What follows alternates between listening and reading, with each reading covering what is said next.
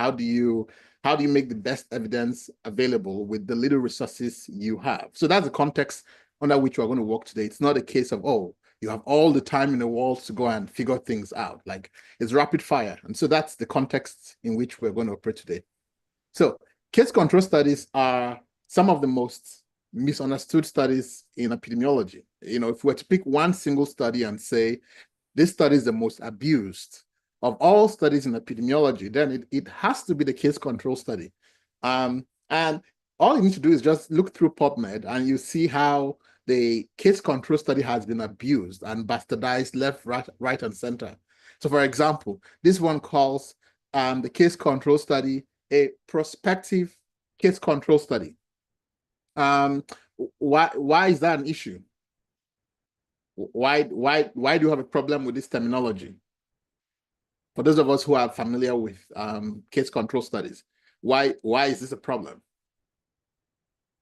You can type your answers, or you can just raise your hand and ask to be called.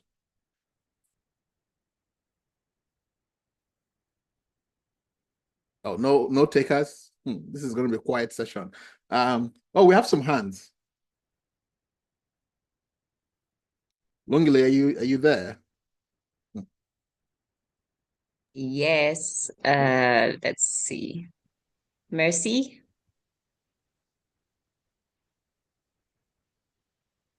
Okay, that's an old hand. Emmanuel.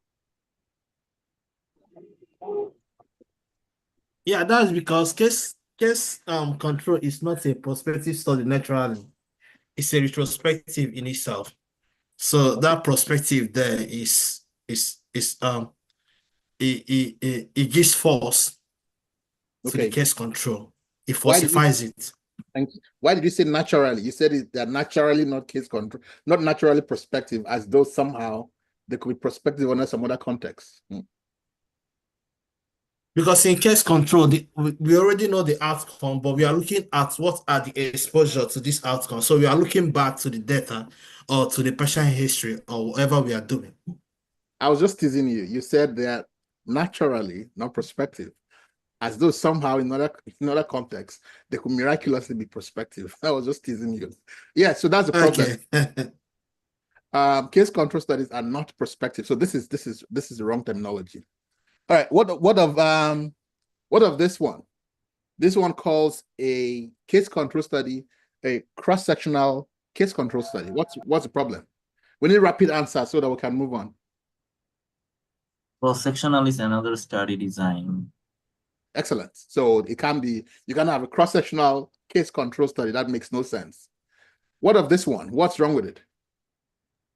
Case control cannot be an interventional thing type of. We can actually input some exposure there, intervention there. Okay. So yes, thanks. Any other perspective? You're right. But any other thoughts? In case control study cannot be interventional because since it's retrospective, you can't administer the intervention in a retrospective nature. Okay, thank you. So your argument is that it's retrospective in nature, so we can't go back into the past and give an intervention. So what class of study then do they fall under? Case control. If they're not interventional, they are what? Observational. Excellent. So they are observational. We're just observing, right? We just came, we saw the cases, we saw the control, we're just observing. We're not intervening. Intervening means that we step in and give a treatment, right? That is not what we're doing. So this is wrong. So a case control study can't be an interventional case control. That makes no sense. All right, what of this one? This is also mix up cohort case control. We can't do both actually. Small cohort case control. Yeah, so we want to be the moral of the story is we want to be mindful of our language. What of this one? This is longitudinal case control. That means okay, we can do longitudinal case control. Okay, what is the synonym for this description that we have discussed earlier? Another author called this it's a separate word, which was what? Which are all in the same bucket, if you remember. Cohort. Longitudinal cohort. Cohort, what of the P word? Prospective. Prospective. Yeah, perspective. I see someone is struggling with perspective. Yeah, so case control studies aren't forward-looking, they're backward-looking, right? So it is impossible to have a longitudinal. Longitudinal means that you are following people over time, right? Prospectively. So that obviously is not what we're doing in a case control study. What of this one?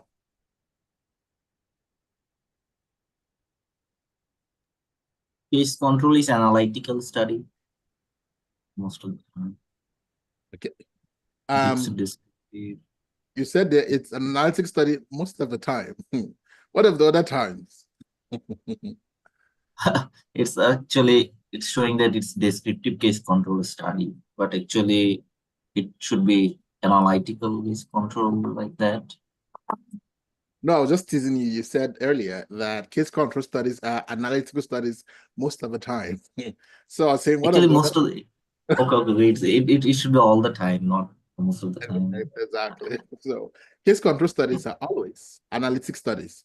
And for Yeah, those of yeah, us yeah. who are new to epidemiology, descriptive studies, okay, we're going to talk about it, briefly, but can somebody just tell us what the difference is between descriptive studies? Like, why is a case control study not a descriptive? It's not enough for us to say, no, it's not a descriptive.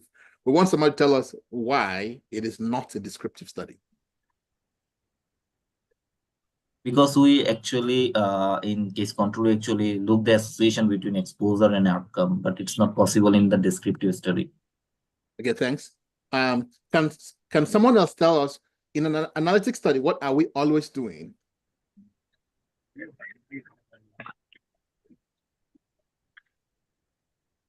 In analytic study, we are looking for the causal effect, causative. Okay, thank you. But is it in all analytic studies that we're looking at causal effects?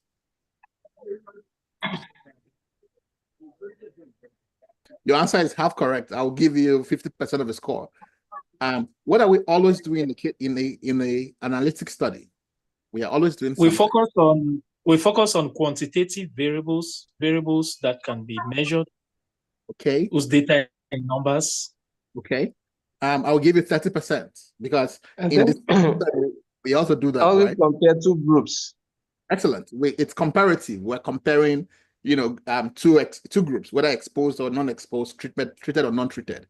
And this is implied in the name, case control. We're comparing cases versus controls. So you can't exactly say you're comparing cases and controls and then say it's a descriptive study, right? Because in analytic studies, we always have it's comparative study. For the individual who said in analytic studies, we're always looking at causal inferences.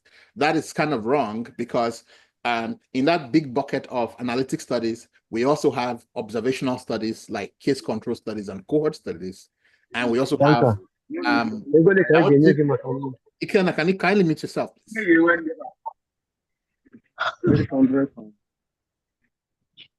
Thank you.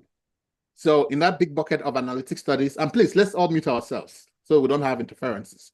So in that big bucket of analytic studies, you would have studies that are observational, like case control and cohort, but you also have confirmatory clinical trials, like phase 3 trials. So observational studies in general are not built to give us answers for causal questions. That is why that answer is wrong when you say that all analytic studies are designed to offer causal inferences.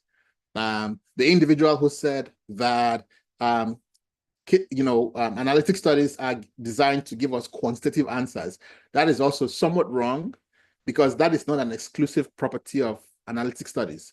Even in descriptive studies, we quantify things. We describe measures of disease burden. We say the incidence or the prevalence of this condition was 50% or 70%. There's still quantification going on. So quantifying an outcome is not necessarily a property that is exclusive to analytic studies. So the bottom line is that in analytic studies, we're comparing, groups by exposure status or intervention. All right, this one, what's wrong with this?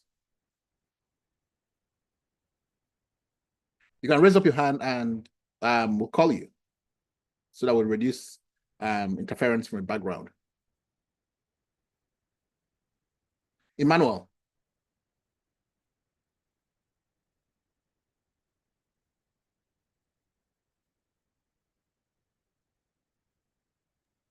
Emmanuel, you can unmute.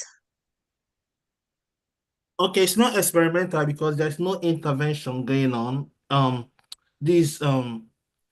So experimental is different from case study because in case study, we are not we are not experimenting on the groups. It's already outcome that we are measuring. We are not looking back to look at what are the risk or the exposure. But experiment is different. There's an intervention. While I have you on the line, what is another synonym? Another author called another different name, which is synonymous with this. Do you remember what they called it? They labeled the case control study as another name in the previous slide. Do you remember? Prospective, is that? No. It's an I word. It begins with the word I. Interventional. Exactly. So another author called it an interventional case control study. That is exactly the same thing as calling it an experimental, because yes, experiments are studies where we are intervening. It's called interventional because we, the investigators, are stepping in to intervene and say, hey, you take this treatment and you take that treatment. And whenever the investigator assigns treatment, we also call it an experiment, right? So experiments is just another word for interventional studies. And so case control studies, we are not intervening. We just came and met them, exposed and non-exposed, and we're trying to figure out what's going on exactly. All right, so as you can see, this is my proof for saying that case control studies are the most bastardized or the most abused study of all epidemiologic studies. And none of these descriptions are what a case control study is. So the question is, what is a case control study? So first of all, let's clarify for those of us who are lost from all we've said, let's distill the reasons why we said those previous descriptions do not align with what a case control study is. It is not an experimental or interventional study because, as we said, in an interventional study, the investigator assigns people to treatment, right? You assign a group to take a treatment or to take a placebo or whatever the other intervention is, and you assess the impact of exposure or treatment on the study outcomes. So a case control study is a non-interventional study, right? Otherwise called an observational study. Again, the reason is because we're not assigning people to any treatment. A case control study is not a descriptive study based on what we saw earlier. Why? Because a descriptive study is all about trying to capture measures in terms of characterize things in terms of person, place, or time, right?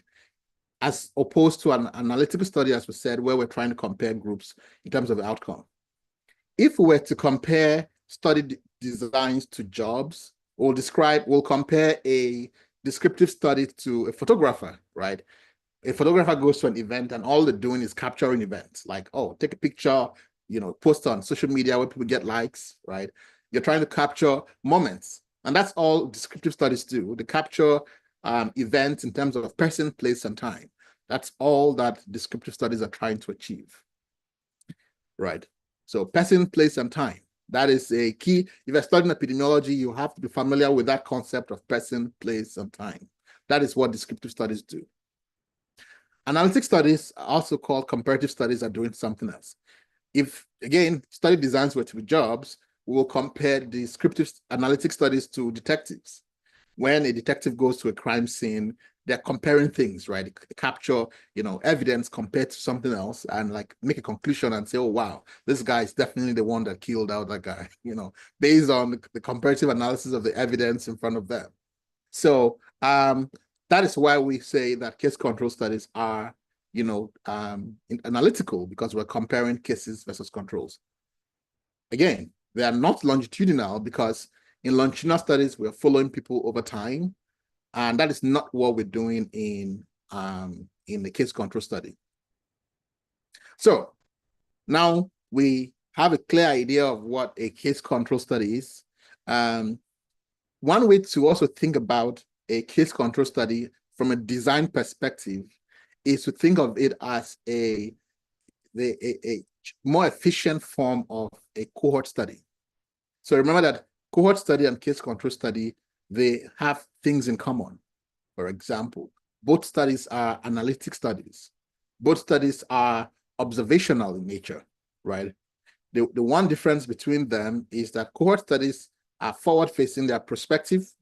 Of course, you can also have a retrospective cohort, but in general, when we talk about cohort studies in general, we're referring to prospective cohorts. Case control studies are like the mirror image of cohort studies, right? This is why another name in epidemiology for cohort studies, for case control studies, is TROHOC. TROHOC is simply, if you read cohort backwards, that gives you TROHOC, right? See, if you start reading from T to C, that gives you TROHOC. And the reason why we call case control studies TROHOC studies is because they are literally the mirror images of cohort studies, right? You can also think of them as the poor man's version of a cohort study, right?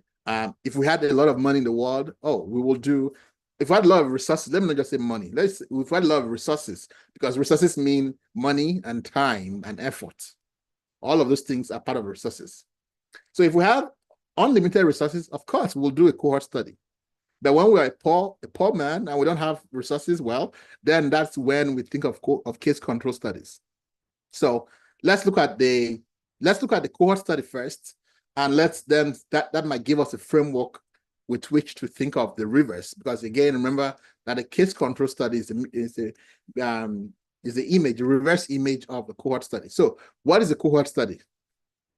To understand what a cohort study is, we need to go back to the Roman army. Now they've released Gladiator 2, and everybody's talking about the Colosseum and the Roman gladiators. So this should be very familiar to all of us. The Roman armies were organized into cohorts. A cohort was made up of about 480 soldiers, right? And this cohort, they all traveled together, they fought wars together, they will all die together too, right? That was what a Roman cohort was.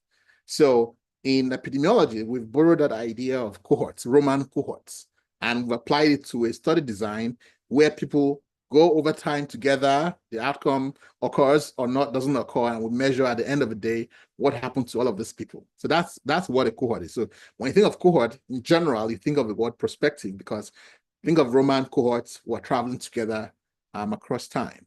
So that's the exact same thing we do with cohort studies. We have groups, exposed and non-exposed individuals, and what we do is we follow them over time. There's also a similarity between cohort studies and Roman cohorts, because in the Roman cohorts, everybody was healthy, they were all alive and well at the start of their wars, and as they fought many wars together and went across time, some of them died and a lot of things happened to them. In the same way, when we design a cohort study, everybody is alive and well at the beginning. In other words, they don't have the outcome of interest. So that is a very, very important distinction. With cohort studies, everybody is alive and well, meaning they do not have the outcome of interest. So if our outcome of interest is whatever it is, we have to make sure that the groups in question do not have the outcome of interest. And that's very key. And then we follow them over time to see whether the occurrence of the outcome differs between the study groups, right? We look at the exposed and the non-exposed over time, and we'll say, okay, among the exposed, what percentage develop the outcome? Among the non-exposed, what percentage develop the outcome, right? And then we can say, oh, wow, it seems that this exposure is associated with higher rates of the outcome compared to individuals who are not exposed. That is how we design a cohort study. But think of it again, like we said, sometimes you don't have the money.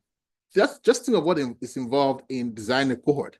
You have to gather a whole bunch of people, and you have to follow them for many, many, many months or many years. But we don't have, if it's possible, we don't have that kind of time or that kind of money or that kind of resources. So what then do we do? Well, this is where a case control comes in, right? It's a more efficient form of a cohort study. It's like we said, is a poor man's version when we can't follow a lot of people over time, or when we don't have enough resources to burn, then we need to think about a case control study. So that is it. So again, important distinction that with a cohort study, we start with people who are healthy, we follow them over time, and we observe the occurrence of the outcome among those groups. In a case control study, we do the reverse. So remember, cohorts, we start with the healthy folks, follow them over time, and we come to those who have developed the outcome. Case control study is different. Remember, it's the mirror image of a cohort study. So we start with those who are already developed the outcome. Okay, please, can we stop writing on the screen? We start with people who have developed the outcome already. Okay, and we'll go backward in time to see what exposures might have differed between those who have the outcome and those who do not have the outcome. Again, that's this. I'm going to repeat because that's a very important distinction. With cohorts, we start with people who are healthy. Think of the Roman cohorts who were all alive and well at the start of their military campaigns. And then as they went over time, some died, which is the outcome of interest here. So healthy people, we follow them, then they die. In case control, it's the other way around. We start with the outcomes that have already occurred, and we'll go back to see what kind of exposures might have been different between individuals who have the outcome versus those who do not have the outcome. That is a very important distinction. That's why we call case control studies true hoc studies, because they are literally the reverse or the mirror images of a cohort study. So it is extremely important for you to be able to define clearly what is a case or who is a case. A huge chunk of field epidemiology is filled with case definitions. Like that is a huge chunk of what we have to do in the field. It's all about how do we define who is a case? That sounds like a trivial question or a trivial statement, but it is extremely important, right? And that's why we come up with different categorization of cases. We talk about suspect cases, probable cases, confirmed cases. And this obviously would vary based on what you're investigating. But the point of this presentation is not to just focus on one tiny aspect of an outbreak or whatever situation. It's to provide us with the fundamental skills to think of any circumstance we might be in and challenge us to think critically of how do we define a case. In general, in broad general terms, we define suspect cases based on symptoms, symptomatology, right? Think of Ebola or COVID, we might say individuals who have so-and-so symptoms. Maybe they have a fever above so-and-so cutoff. Maybe they have, some GI symptoms. Whatever the symptoms that are of interest, we define that, okay, these are suspects. Then we have probable. Probable might be individuals who have symptoms and they also have epidemiologic risk factors. Epidemiologic risk factors might be, for example, you travel to a place where there is high disease transmission, or you were in contact with somebody who was a confirmed case, or whatever the scenario might be, right? These definitions don't drop from the sky. Humans make the definitions. So you should be empowered to say, based on my subject matter knowledge, this is how we're going to define things. So that's one of the things what we really wanted to highlight here, that don't have the habit of looking outwards for other people to define things for you. You have the expertise and the nuance and the context to say, this is how we're going to define things. And then you stick to those definitions, right? This is the whole point of training you in research, that you've undergone throughout your careers. And then confirmed is almost always a case of, clinical diagnosis, or laboratory, evidence. And that, of course, that depends on whether we're looking at something like cancer, where the confirmed diagnosis might be radiologic, or if it's an infectious disease, it might be, well, we have evidence from the lab that so and so, right? So the context will vary from investigation to investigation, and the nuances really that are not of interest to us in this discussion. It is that we understand that the way we define who is a case will greatly influence our outcome and the results of our investigation. In general, we always want to make sure that we define cases with a very confirmed, objectively measured, verifiable indicator so that the study is robust and does not capture biases that might creep in from very subjective measures for case definition. We also need to understand, especially in outbreak, in infectious disease outbreaks, you all must know the nuances of different timelines in the timeline for infection and recovery for, different outbreaks, infectious agents, right? And that is extremely important because if you have, let's say, we give an analogy for or a case on LinkedIn where we say you have an outbreak of food poisoning. How do you investigate? One of the very, very important things for you in defining the case is how far back are we going to go to define who is the case? Are we going to go 2 weeks ago or 10 weeks ago or 1 year ago? These are extremely important questions that you need to answer when you are coming up with your case definitions. And so if you're going to ever be if any of you are in FETP or EIS officers, or you have an interest in becoming, a field detective or an outbreak manager, or, working in the infectious disease space for outbreak responses, well, you need to have a very deep understanding of these different timelines because they are extremely important when we come up with case definitions. All right, so who can tell us what this time is? The time between exposure and infection, what do we call that? Any takers?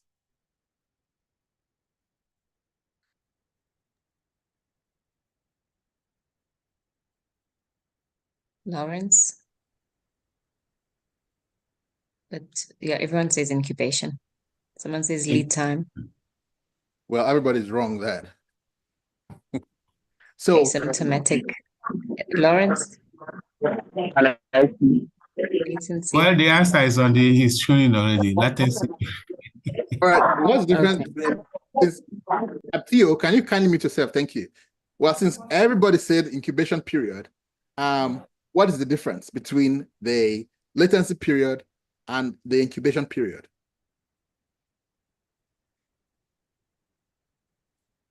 I think the latency period, the infection cannot be picked up in the laboratory at that time. But incubation period, the person already is infected, is showing, but is not showing symptoms. So you said that in the incubation period, you cannot pick it up in the lab? No, during the latency period. Okay. All right. So, and why is this important? Like, why are we putting these timelines here? From the context of an outbreak investigation, imagine that you are the chief epidemiologist, right, in the community where you have an outbreak. And you have to make the decisions about every single thing about the study. Why is it so important for you to know this time period? Why is it not just a theoretical thing? Why do you need to have an understanding of some basic timelines in epidemiology like this ones? Who can help us understand why we are even showing this screen in the first place? Of course, you said it is to know how far behind do we go, when to start the people to investigate. Okay. Talking about the exposure. All right. Now, why I have you on the line, but we don't know what the agent is, right? We don't know what the infectious disease agent is. And different infectious agents will have different latency periods, different incubation periods. Where we're not sure, should we work with a shorter time period or should we work with a longer time period? What will make more sense to you as the chief epidemiologist? We'll work with a longer time period. And why?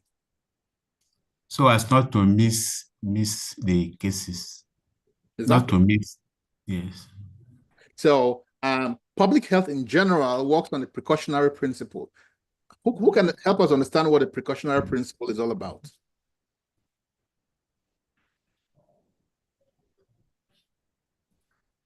It's obvious from the name, but somebody should just put it in words.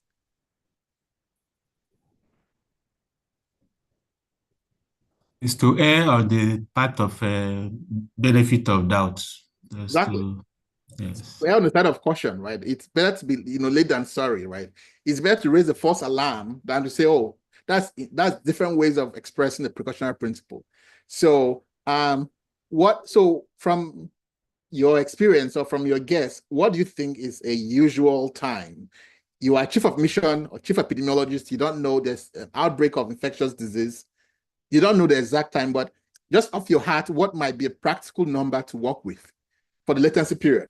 Like you don't exactly know what it is, but what is a reasonable timeline to work? What's a working timeline you could just say?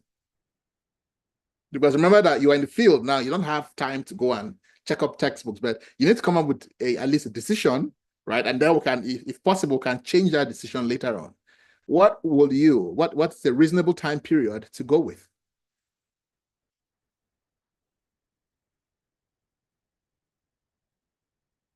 No takers.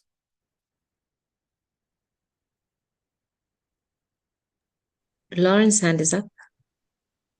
2 weeks, 2 to 3 weeks, latency period. Okay. Yeah, those are all reasonable numbers, right? We can go with 2 weeks, right? Traditionally, yeah, to go with 12 to 14 days for the latency period. And then when we're sure, but again, we always try to apply the precautionary principle, because there is no such thing as a hard-coded latency period for all people. It's always a range, and we don't want to miss anybody out. So we want to make sure that we allow a large enough window to capture individuals who may have been caught during that period. So we gave an illustration of, a restaurant where you went, where there's an outbreak. Maybe this is the only restaurant in this small community. And folks, after a while, started having GI symptoms, right? The commonality then is, okay, these people are suspected to have gone to this restaurant. But the problem is, not everybody who went to that restaurant got sick, right? We know that just some people who went there got sick. So we know those. So what we know is that these guys got sick. Not everybody who went there got sick. The question then is, what might these people have eaten, right, that got them sick? If they're already sick, why is it of interest for us to know why they got sick? Like, is that just an academic question? Like, why is that question of interest from a public health perspective? Again, put yourself as the chief epidemiologist, right, in a state or in a community. Why is it of interest to you? If the people have already gotten sick, why do we care what they ate?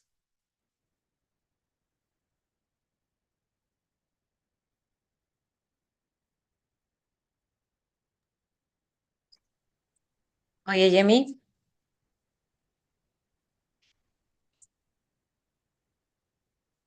Okay, all right. Thank you, Prof. Well, we are concerned that whatever risk they were exposed to can still remain in the environment. So the fact that they recovered doesn't mean so many people are still exposed to the source. So we need to find out what could be the exposure. Thank you. Thank you. Now, while I still have you on the line, what are all the possible sources of exposure that could have happened? If you think of contamination of a food, right? Starting from the most proximal to the most distal, what are all the potential, points at which a contamination might have occurred that we as public health professionals are interested in? Okay, if we look at the entire spectrum of the food chain, from maybe the raw materials through the preparation of the food, then to the serving of the food and all. So across that range, the exposure could occur. Okay. Exactly. And, in some of the investigations we do, in the US, for example, it's not uncommon for the FDA to recall an entire batch of foods that were processed by the manufacturer just from a result of our case control investigations, right? We discovered that, wow, an entire batch. What we just studied was this restaurant, but it goes beyond this restaurant. So that is why it's of interest, because it might be much bigger than we imagine. And so at any point in time, whether it's at just a local source, or it's more widespread, of course, we want to control things, right? That's why we have an agency called, Centers for Disease Control, and prevention. It's not just about preventing things from happening, but it's also controlling an ongoing outbreak, So it could be saying that, oh, wow, your restaurant, we might have to close this restaurant, right? Because we came and we saw rats just all over the place. All right, this restaurant does not meet safety codes. We're going to close it. Those are some of the decisions that could come from our investigation. We close the restaurant. We recall certain food batches from, we put out a public health advisory that says, oh, there are certain risks from this food. There are so many things that we can do from our public health investigation. So yes, even though the cases have already occurred, it is of interest to us to investigate them further, right? And in this case, why would a case control study be the most efficient design for us to follow? It's obvious, but for just to make sure everybody's on the same page, can someone explain to us why we are going ahead with a case control study? Because we actually find case here easily. We don't have to spend our time on other things. We actually get our cases at time. That's okay. We can easily find the cases at that moment. We don't have to wait for the disease to happen. All right, thank you. Any other perspectives? Rabiu, your hand is up. A cross-sectional study is much quicker. Okay, thank you very much. Rabiu, your hand is up.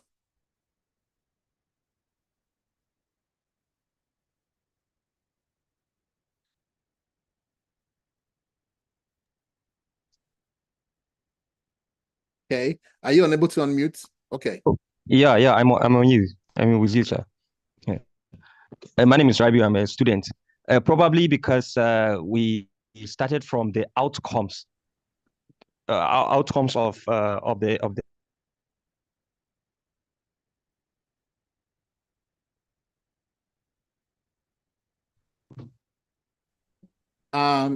Is it me who has lost connection, or is it Rabiu who has lost connection? I think I lost connection. Okay, all right. Are you with me? Hello? Yes, I can hear you clearly, yes. Yeah, because in this scenario, we started from the outcomes of the studies. Okay. That's why it's a case study. Yeah, case control study. All right. There's another type of study called, a case report. So we want to make sure we get the terminology correct. A case report. In fact, there are 3 study types in epidemiology that start with the word case. Case report, case series, case control. Just for the avoidance of any doubt, can someone kindly explain to us the difference between those 3 study types, so that when we talk about each type, we are 100% clear on what we're referring to and we don't mix up terminology. So again, remember, case report, case series, and case control. I want somebody else who has not commented yet. I think we have the same pool of individuals commenting. Let's start with case reports. Can someone tell us what a case report is?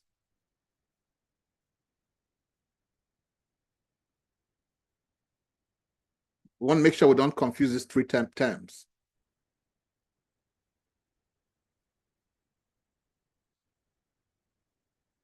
Why are we all so shy? The rest of the crowd is so shy. Why? Okay, someone says case report is basically studying one person or one case. Okay, that is correct. So is that a quantitative study?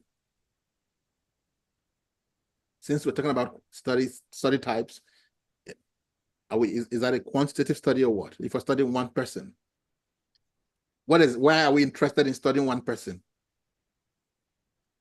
Dr. Unyime? Okay, I think case reports, like he's already said, is just one person, and it's still observational. It's not analytical. Just reporting what you have seen in that case. Okay. Why I still have you on the line? Why are we interested in one person? Why one person? It could be an interesting case, a case that has not been seen before to establish. It could be an interesting case, a case that has not been seen before. So you report it. Okay, very good. There's something really extraordinary about that case. Maybe it's the first case. Think of the first case of Ebola that came to the US. Of course, that's interesting. Or the first case of a new condition ever. Of course, we're interested in it. We want to see, oh, what is about this person? How was their temperature? What was so it's maybe the first, or it's something really extraordinary that we've never seen, or it's something has been reported, but this person's symptoms are just off the charts, right? There's something really interesting about this person. And of course, in epidemiology, when we say interesting, we mean something really bad is happening with this person, so that's why we have a case report. Now, that's the first study that starts with the word case. What are the case series? What does the case series mean? Again, I want somebody who has not commented.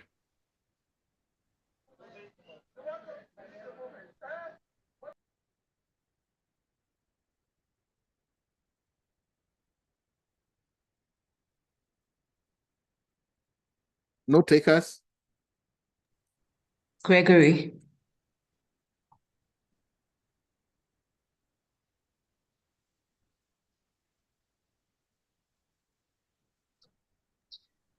In a case I think series, we are just it's basically the commenting same about thing. A case series is a collection of cases, similar cases.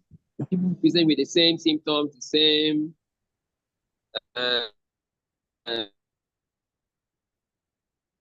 Okay, I was not unmuted. Okay, thank you. presentation. All right. So if we have, I'm going to describe a study type, and I want somebody to help me. So we call it the case. All right. Sorry, I interrupted you. I didn't know you were still speaking. All right, thanks. I think you got the point. So I'm going to describe different studies, and I need someone to tell me what that design is. Right. So number one, the first case of COVID-19 that appeared in Wuhan, in China. The doctors there documented in great detail everything about the case, including their symptoms, where they traveled, and everything about the individual was documented and published in the Lancet. What kind of study is that? Case report. case report. Case report. Excellent. Case report. All right, good. Now, 10 months into the COVID epidemic in the US or in Nigeria or wherever, we have created a database where every individual who has a lab confirmed diagnosis of COVID is captured, and we capture data on the date their symptoms started, the date that they got their lab work done. We collect information on their age, their gender, where they live, and everything is in that one large database.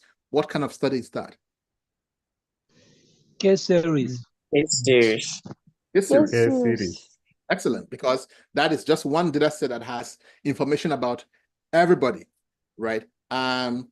What if we now decide to follow each of those individuals that we've captured in that data, we follow them over time? What would that be? So we're not just interested in, let's say, or let me just give another scenario. We've given COVID-19 vaccines and we're interested in the long-term, consequences, the long-term impacts of COVID-19 vaccines, right? Cool. So, or we're interested in what happens in individuals who have survived COVID. Maybe that's a research question.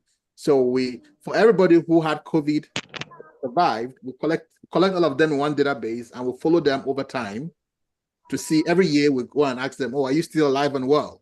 What symptoms do you have now? Have you developed any new symptoms? And we do that year after year after year. What kind of study is that? Cohort study. Cohort Okay. study. Longitudinal study. Can we just all mute ourselves, and we need one person to just raise their hand and answer, so I can have one person to grill. All right, so any takers now?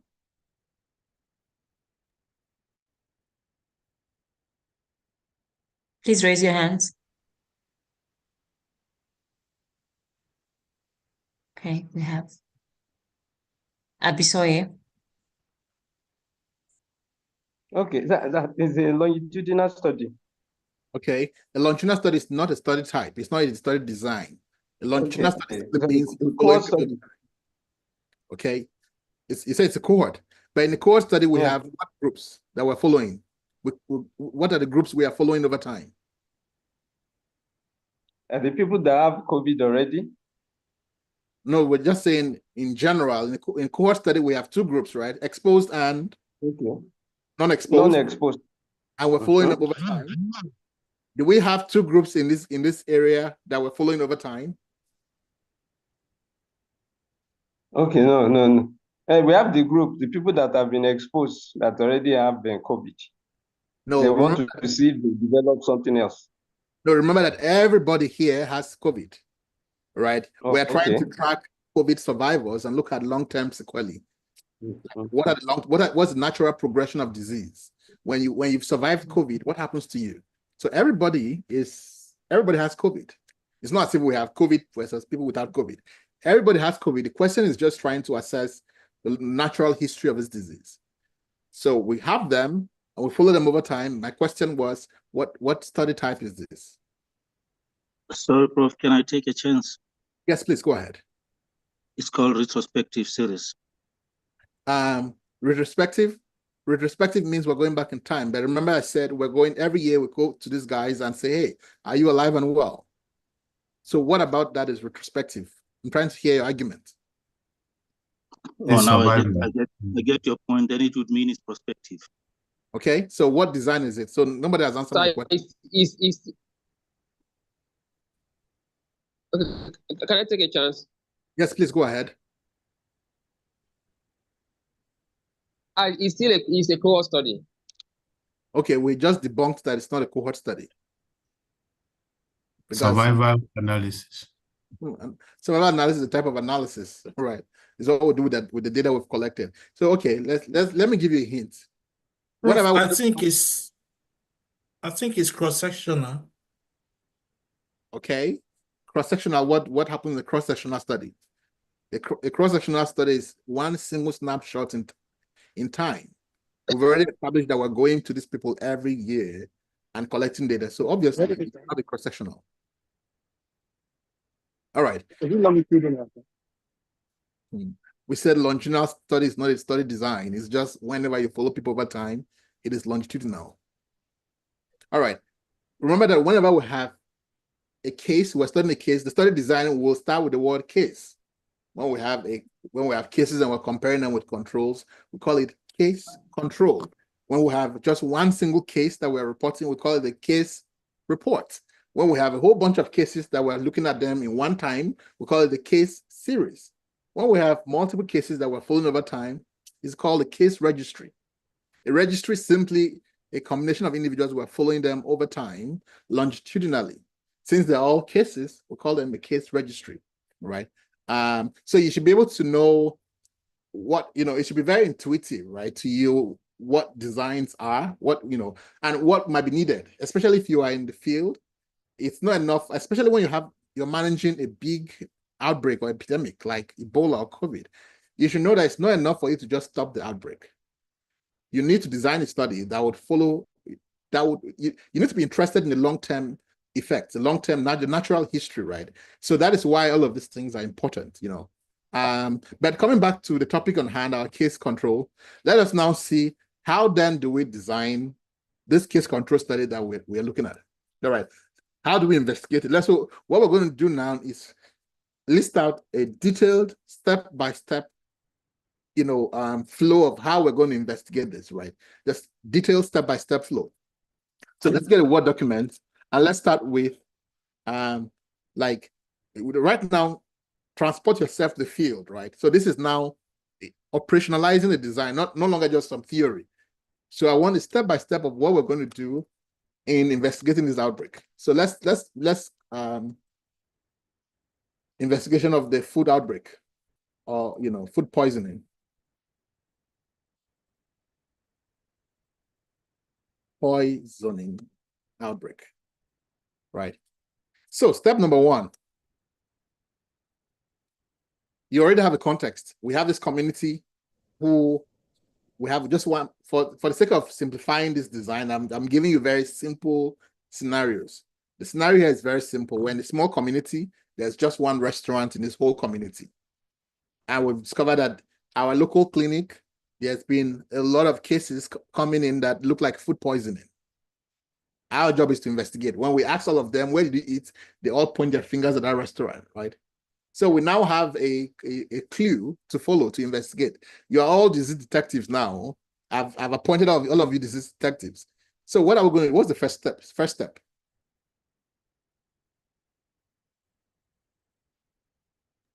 We ask them, what is the restaurant?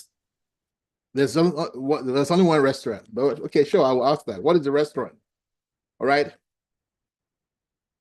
What did you eat? Okay. I'll just write all the questions without assigning them into steps. So what is the restaurant? What did you eat? Okay. What else will you be interested in knowing? Who is the cook? Okay. They're not going to know this, right? You go to a restaurant, know who the chef is, and we're going to put that down, right? Because we might capture that from another data source. So as you're putting points that you're going to investigate, you want to know who will provide. Like, what particular meal did you eat?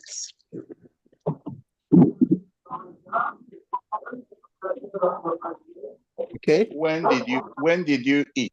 When? What When was it particular you eat? meal did you eat? How frequent do you go to the restaurant? Okay. What is common? What particular Okay, meal did you eat? Let's raise hands, please. Exactly. Grace. Okay. Yes, Grace. What particular meal did you eat? Yeah, I've already written that already. Okay. Chike. What is the frequency of visits to the restaurant? Okay. All right. What else? Daniel.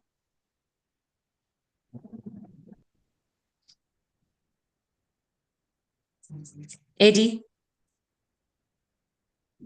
Yeah, can you hear me? Yes. Hello? Yes, can hear you. Yeah. What kind of were your hands properly washed? What dish did you use in washing your hands? Okay. I'm surprised the most important question, nobody's asking them yet. Are you feeling any symptom? Questions. Are you feeling any symptom? And what kind of symptom are you feeling? Onset. Thank you very much. Who said date of onset? So yeah. So symptoms, right? We need to have a huge section of our questionnaire that will collect information on symptoms, right? What symptoms are you experiencing? Right? Date of first onset. All right. It should be intuitive to you what these questions are supposed to do, right? What else will we be interested in doing? How frequent have you eaten there? That's captured already there. What is the frequency? Okay. Who served you? Okay. Who served you? They're not like you. So as you're creating these questions in the field, you want to make sure that you are worried about issues of measurement bias. Because think of a restaurant you went to. Of exposure. Right? You might not remember.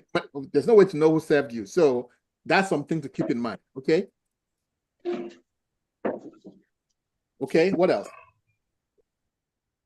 Yeah, we also need to find out the source of food the family eats. In case of those that didn't go to a restaurant, probably they got food from other sources. We need to find out the source of the food they got and eat in the family. Okay. Now and we can go on and on, right? But so that we'll also collect information on other things, and then we'll now see how all of this information comes together. From the restaurants, is there anything you are going to be interested in capturing?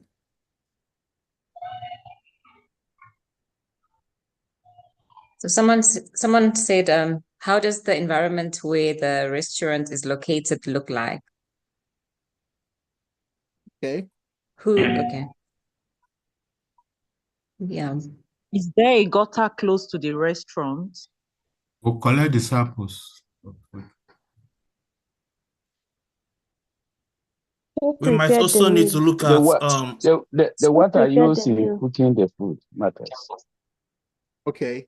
Prof, but again, we might also need to look at the health status of those that went to the restaurant, because they might have some health condition that would have made them to have those symptoms.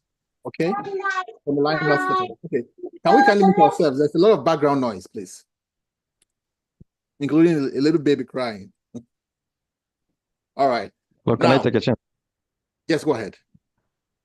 What are the SOP, standard operational procedure, or license of the restaurant? Registered. Okay. Yeah, All right. that Now is- let's go back to the cases, right? Before we move further. Let's meet ourselves. So from the cases, so all of this information, is there anything here that allows us to make a confirmed diagnosis of who a case is from all these things we've collected? Is there anything here so far that will allow us to make a confirmed diagnosis of who a case is? Remember, we talked about suspected, probable, confirmed cases, right? Have we collected any information so far that will allow us to say that this is a confirmed case? Again, think of practical in the field. So, No. Okay, good. No, not accurately, sir. We need to collect the specimens. Okay. And take it to lab. So as a field epidemiologist there, right? How are you going to do this? And there's no right or wrong answer, right? I just want someone to raise their hand and tell us what will be the most logistically efficient way to collect data on samples. Are you going to collect it like, think of the setting, right? You are in the cases are going to the hospital or going to the clinic. Maybe it's a small clinic. Depending on the clinic, it may just be a clinic that doesn't have lab, right? Let's assume that there's really no lab in that hospital. Or you can make any assumptions you want. But I want somebody to raise their hand and tell us how they would operationally, like realistically in the field, think of how to collect the logistics of collecting samples and making sure that you make a confirmed case. How is that going to look like before we exit the case? Chike, is that a new hand?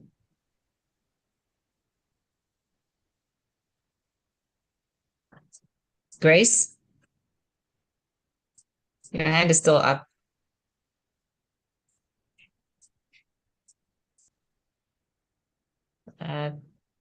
Okay, Napo.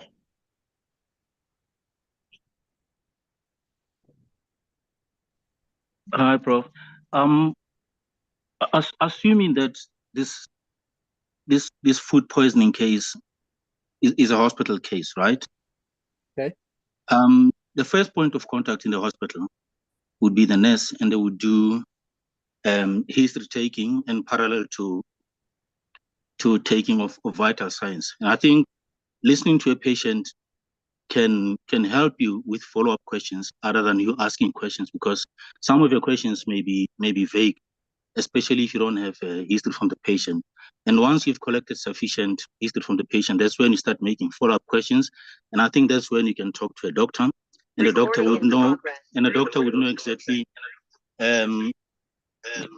the doctor would know exactly what to do, and clinically, if we have an experienced clinician, they would know how to deal with the clinical symptoms and determine the urgency of what intervention needs to be done, if there has to be any urgent intervention that needs to be taken. So it's not a very straightforward process, according to my little understanding.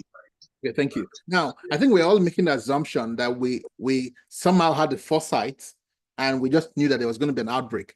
But that's not how it works, right? Usually the way it works is you have the guys went to the restaurant, then they went to the clinic to for their GI issues. The nurse who saw them, of course, doesn't know there's a study, right? So they're not collecting information as though it's a study. They're just collecting the usual information. And then somebody says, wait a minute, we're having a lot of cases of food poisoning. Let's call the Department of Health and let them know that something is happening, right? So you don't have the luxury of having had a questionnaire designed so that when the cases were coming, they were filling out your extensive questionnaire. You don't have all of that usually, right? You just have the scanty information that was captured during their hospital visits. And now when the Department of Health, the clinic calls you as the lead epidemiologist, you have to now design a study by going back to the record. So you go back to the clinic and say, can you give me all of the records you have, right? And this is where all of these questions, some of these questions you're asking, right? They are not necessarily things that the patients might tell you. So you are going to have to make the inference yourself.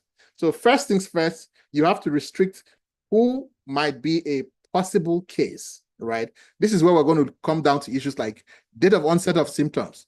If the guy came to the clinic 2 months ago, right, and they reported symptoms, or we're looking at people who came a year ago, obviously they are not relevant to this current outbreak we're investigating, right? So I want to make sure that we're all on the same page. Some of the information here are not things you are asking the individuals who are suspected cases.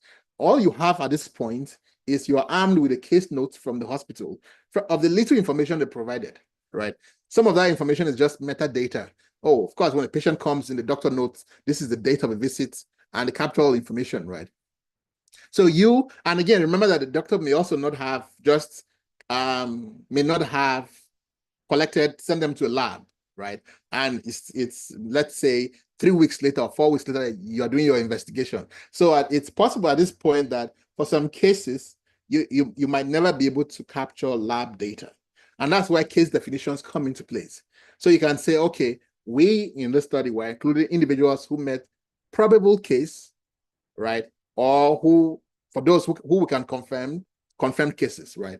So I want to make sure that we situate this in reality so that we understand how it happens in the real world. So you are typically working with a little, not the most optimal of information. You don't have all the information. You have to make do with the little information you have and make the best of it.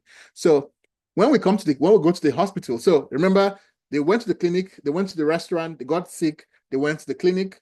The clinic just collected some information from them, right? And of course, at the beginning, there was no reason to suspect there was an outbreak. We only suspect there's an outbreak when we pass a critical level. Like this is the number of cases we are seeing is far more than exceeds what is normal, right? So then the Department of Health is called, and you are the chief epidemiologist. You design a case control study. You go to the hospital or the clinic and say, okay, let's have all the records you have. You are now doing a case review of all the charts, hospital charts. So first of all, identify who you classify as suspect cases or probable cases, right?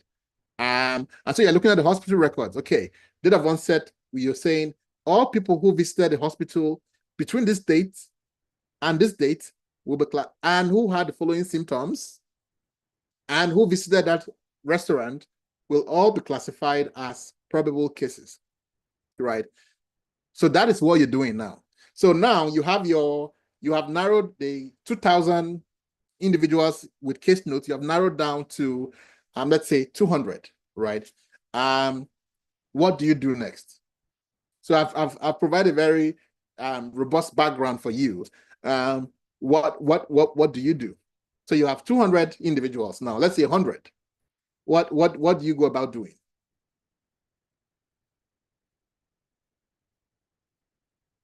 Again, think of it from a logistic aspect of study design.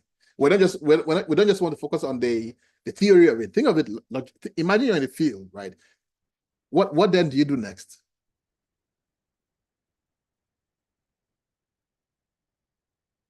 I think you could locate them to possibly have an interview with them. Okay. So if you have an interview, what do you need? We design a tool. Yes, I think some of these questions that are present in the questionnaire will be asked them orally. So somebody say we design a tool, right? Yes. Design a questionnaire. If a study, for a study to be a research study, it has to be systematic.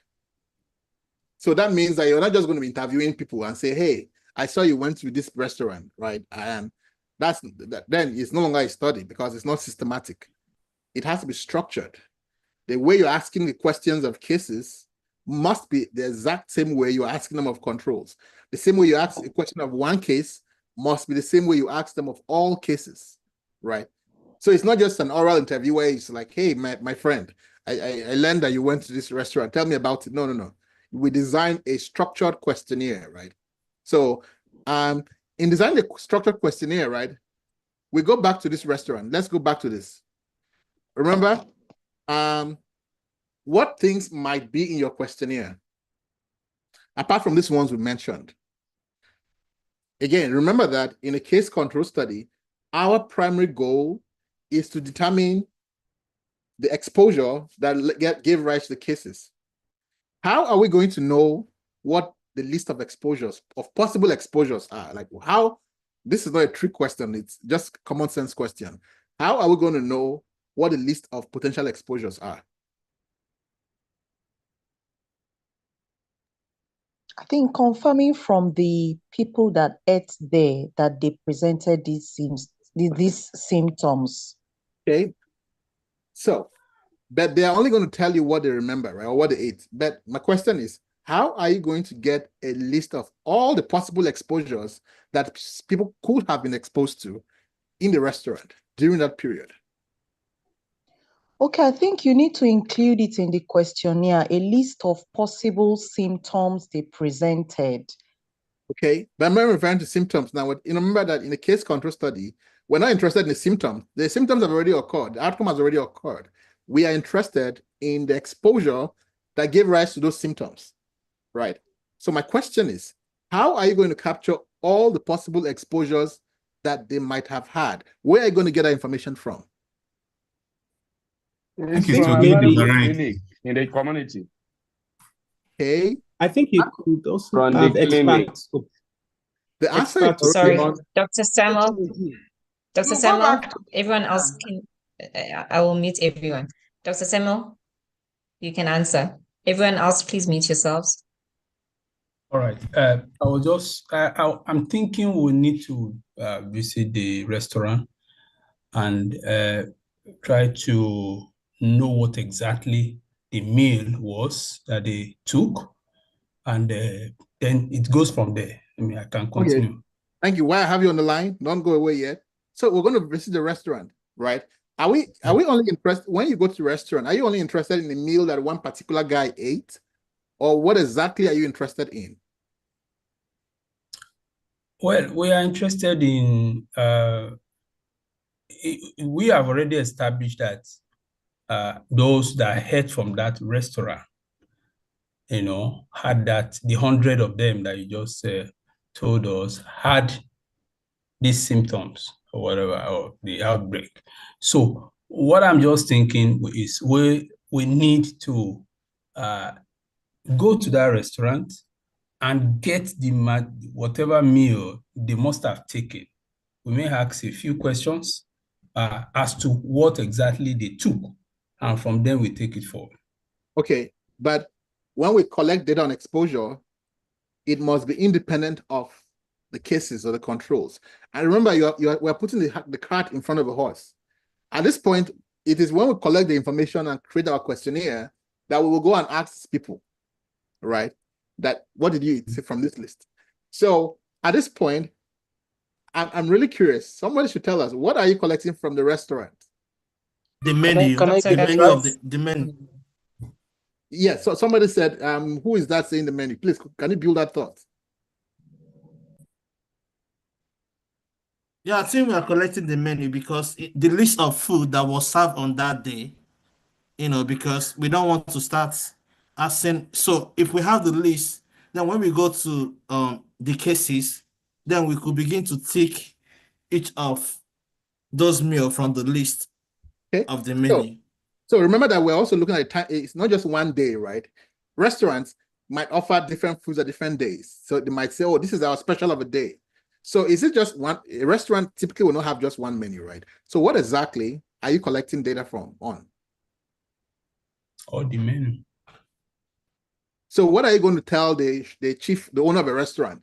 You are the chief epidemiologist, you go there. What are you, what is the conversation going to look like? Can I have the menu that you serve on daily basis? Maybe that's what you would say.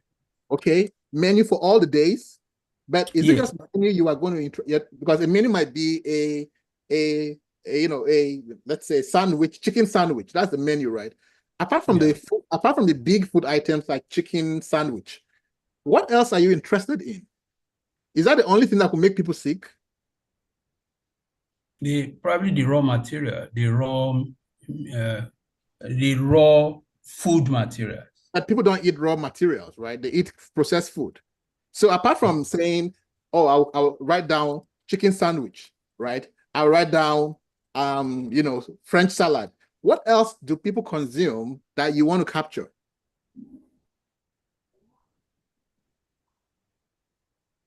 Maybe When you go to go ahead. Maybe No, it's a question. the people, Trust me.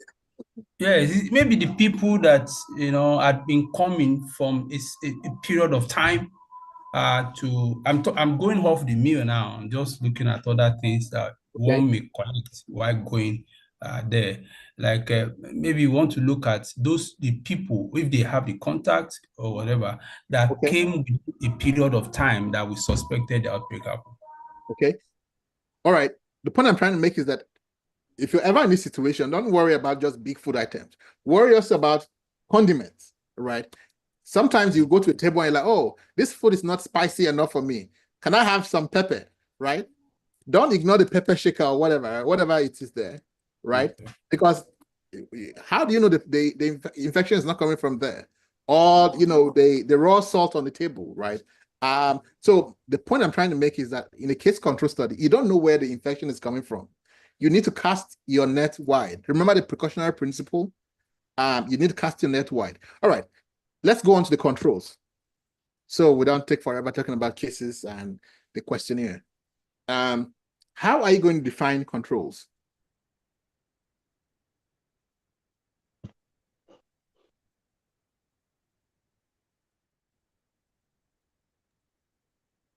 Isa Yakubu.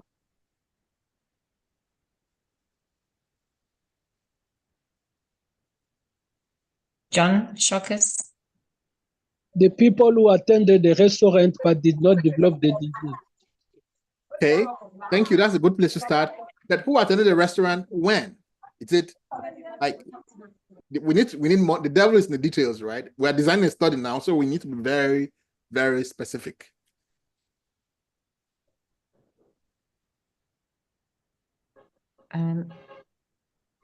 Emmanuel. I think we might be looking at those that attended the restaurant at the same time with the cases and do not fall sick. Okay. So one of the principles when we're selecting controls for case control studies is that one, the people who are controls must be people at risk, right? There must be people at risk. So in other words, if you are looking at, let's say, uterine cancer, right?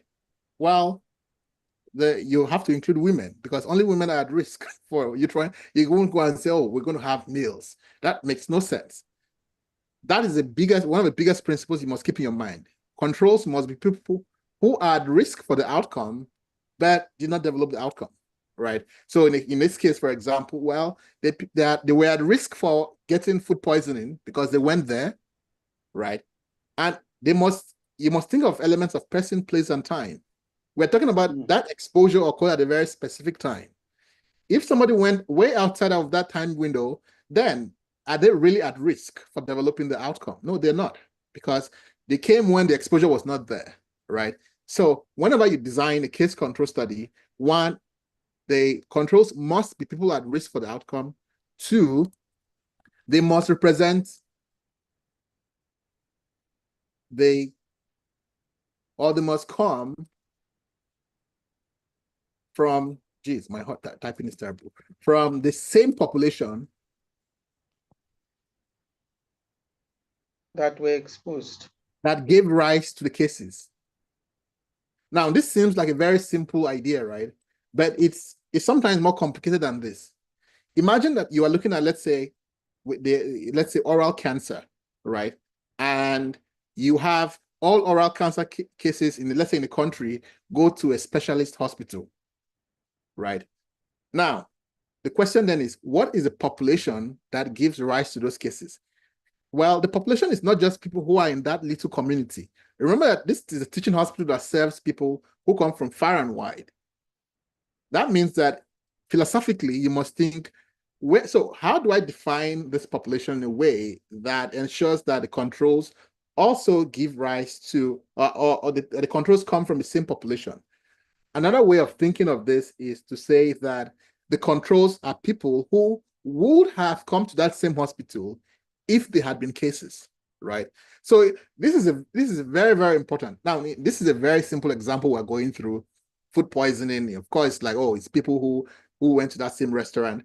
But in bigger studies, it's much more complicated when we think of the controls, right? Because the principles are that, one, there must be people at risk for the outcome. Two, they must come from the same population that gave rise to cases. Or there will have been people, if it's a clinical study, there will have been people who will have gone to that same hospital if there had been cases. So it goes beyond just saying, oh, it's just a small community. Because in the case of a teaching hospital mentioned, it could be people who come from surrounding states or even from outside the country who would also form part of that population. So we're not talking about a geographic population. We're talking about think of it as a philosophical population that produce the cases. That same population must be the one that will also provide the controls as well. So in this case, when we're selecting our controls, we want to make sure that we sample them. And a very important principle is that controls must be selected independent of exposure. And again, this is extremely important because in the case of a restaurant, like food poisoning we mentioned, imagine that there's a happy hour where people just come and during this happy hour, it's at your own risk time. People come, there's a lot of partying and food. There's a lot of risk factors of food poisoning. You don't want to go and say, I'm going to select my controls among the people who went to the happy hour. Because in that case, your control selection is not independent of exposure. You are selecting people who are strongly at risk of being exposed, right? So you have to select controls in a way that is neutral, that is not independent of it, that is independent of exposure. Or let's take it, for example, in the case of a cancer study, you are looking at the association between, let's say, smoking and, let's say, lung cancer. Well, you can't exactly select controls from the COPD clinic because, well, most people who go to COPD clinic are smokers, right?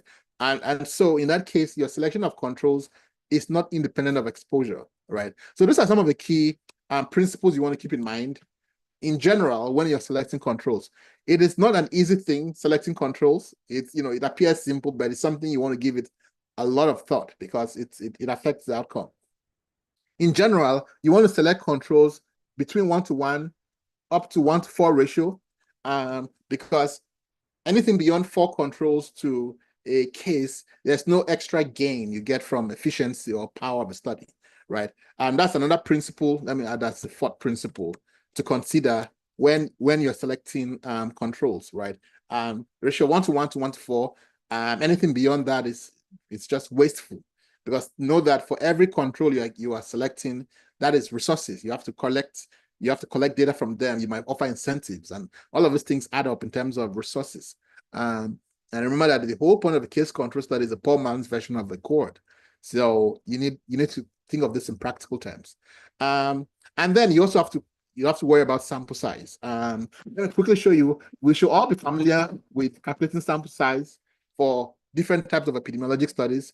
But for those of us who are new, you can do it on the Chisquares platform. So in this case, we'll come to sample size. and we'll start a new sample size. We will select a comparative study with 2 arms because we have cases and control. So that's 2 arms. In this case, percentage as outcome. We choose the study type as case control. The prevalence of exposure of the outcome, prevalence of outcome among control group. If you don't know that, you can just estimate in the overall population. So we can say in the overall population, what is the prevalence of, let's say, food poisoning, right?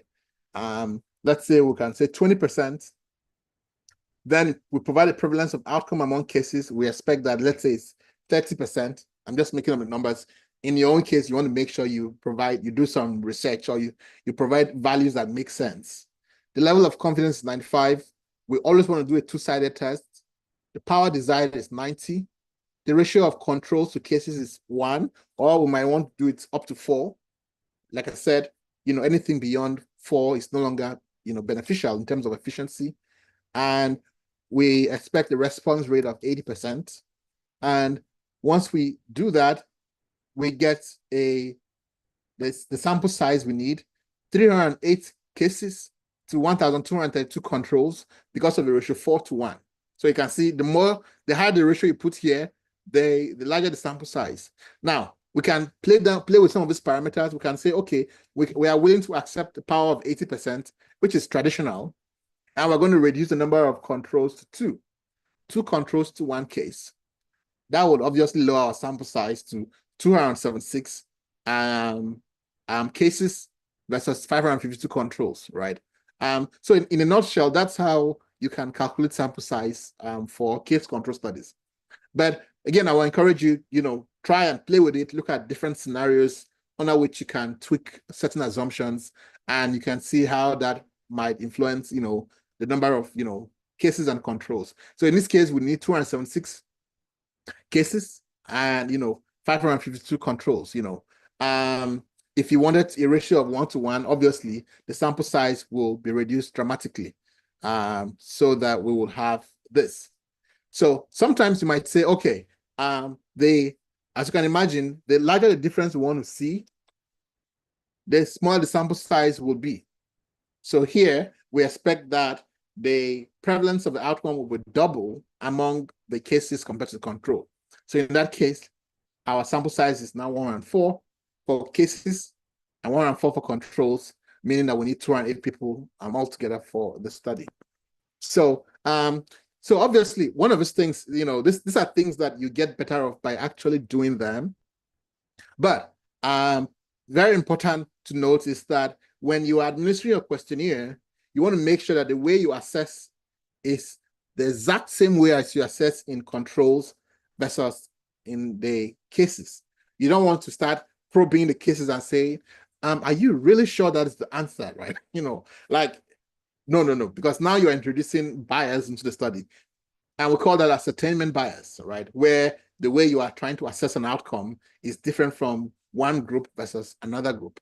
And this is one of the biggest problems with case control studies. Cases are more likely to remember that, oh, wow, I ate something there, or I had this, compared to controls. They're like, oh, it must be that fish I ate. Their memory is very, very, hyper-tuned because something bad happened to them, obviously. You can't blame them.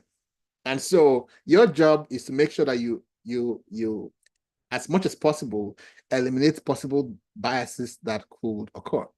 One of the things I'm proposing we do is we're going to design an actual case control study in our group. So for those of you who are in our village school, we're going to come up with an actual case control study that will test your actual implementation. So this session is not, obviously, we cannot learn everything about a case control study from one class. This is just to give you a very high level view of, all right, this is how we think about it. But we're going to throw out a research question that all of you are going to investigate. So for those of you who are not in village school, make sure you join our WhatsApp group so that you can all participate in the design of the study.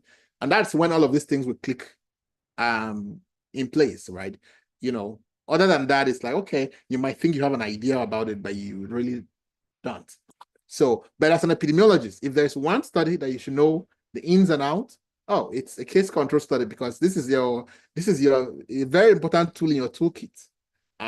Especially if you're going to be doing applied epidemiology, not just academic epidemiologists. If you're going to be in the field, oh well, you have to be an expert in some basic study designs, case control studies, cohort studies, and obviously cross-sectional studies, right? At the very least, you need to be an expert in these three. So that's why we're going to have a it's an actual study for those who are interested, so that you can follow along and see how your knowledge becomes more solidified with hands-on practice. All right, I'm going to stop there and see if there are any questions for us to take.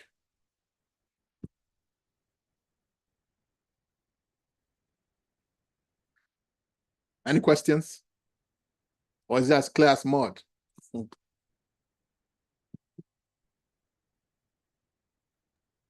Hello. Is it possible to, if we don't want to use case control study in this outbreak investigation, can we do cross-sectional studies here? So you can do a cross-sectional study, but that will not be efficient, right? A cross-sectional study is not designed, it's a descriptive study. It's not designed to detect differences between two groups. So your goal is to use and remember, right, the setting is that you are the chief epidemiologist in a county or in an environment or community. This is not the time to be doing trial and error. Your goal is to stop an outbreak. So you obviously don't want to go and do a study design that is not equipped to answer the question. Because your one job, the reason why you were hired, is to answer questions and save lives. So when lives are involved, well, we want to make sure that we use the study design that is best equipped to answer the question. So no, I will not use a cross-sectional study to answer the question, because a cross-sectional study is a descriptive study that is not designed to answer a question like this. Because we want to make sure that whatever the culprit is, we find it, we shut it down immediately, as fast as we can. And so it's extremely important we use the study design. Again, some of these things, again, from an academic perspective, it's like, oh, there's liberty, you can do this, if it doesn't work, we can try that. In outbreaks, we don't have that luxury of time to try and move on to something else. You have a very short time, and you want to use the study design that is most equipped to answer the question of interest.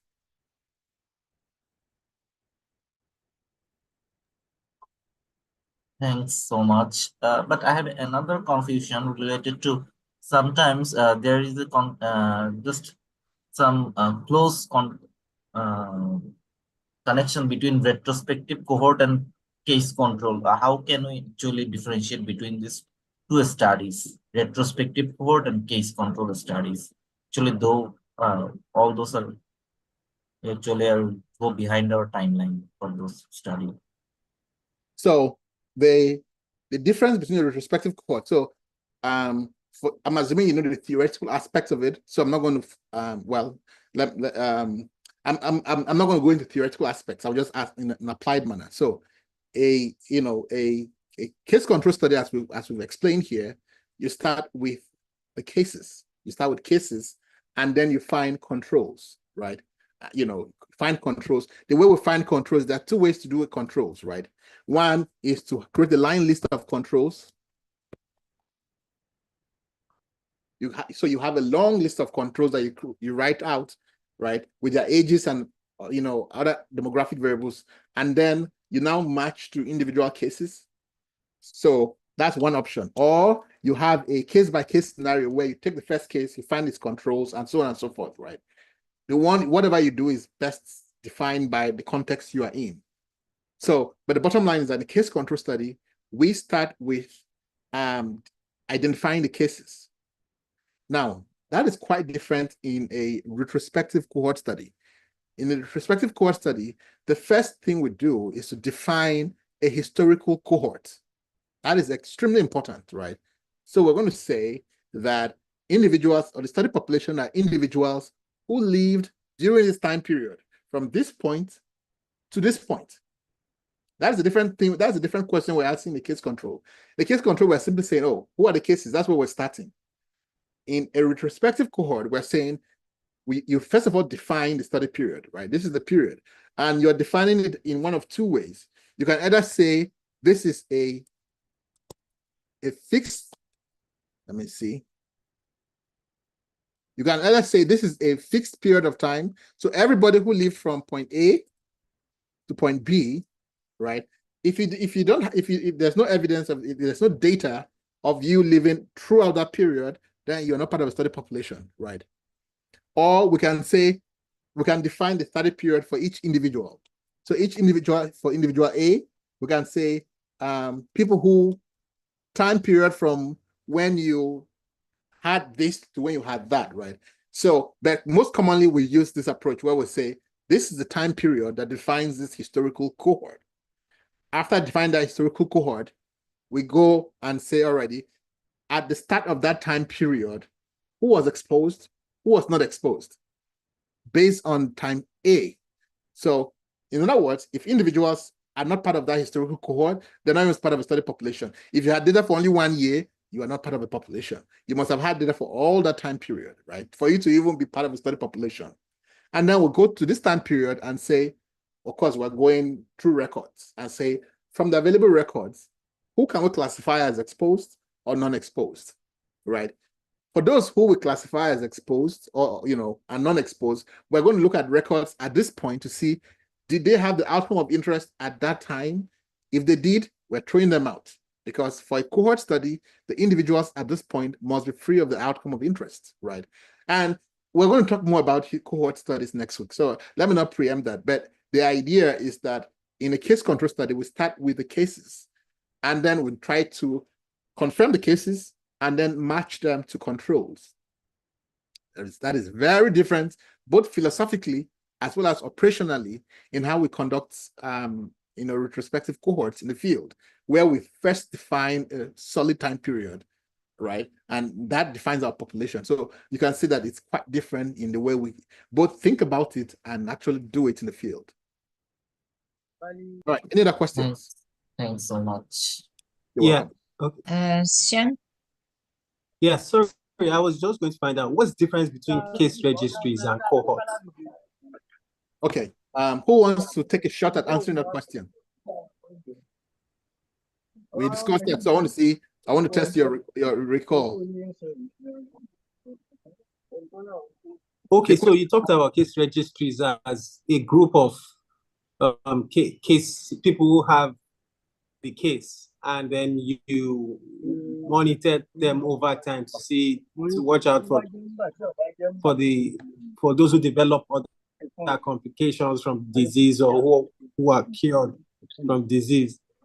So for me, that appears to be also similar to a cohort, because more or less they are like the exposed group you are following over time. Okay, let me explain. Please, whoever is talking in the background, can you kindly mute yourself? Please, can you mute everyone? Thank you. All right, so the question is, what is the difference between a case registry versus a cohort study, right? So those exposed, E+, and we have two groups.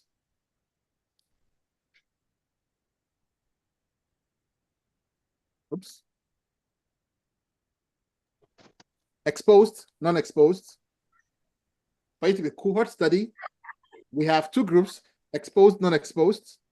We follow them over time, right?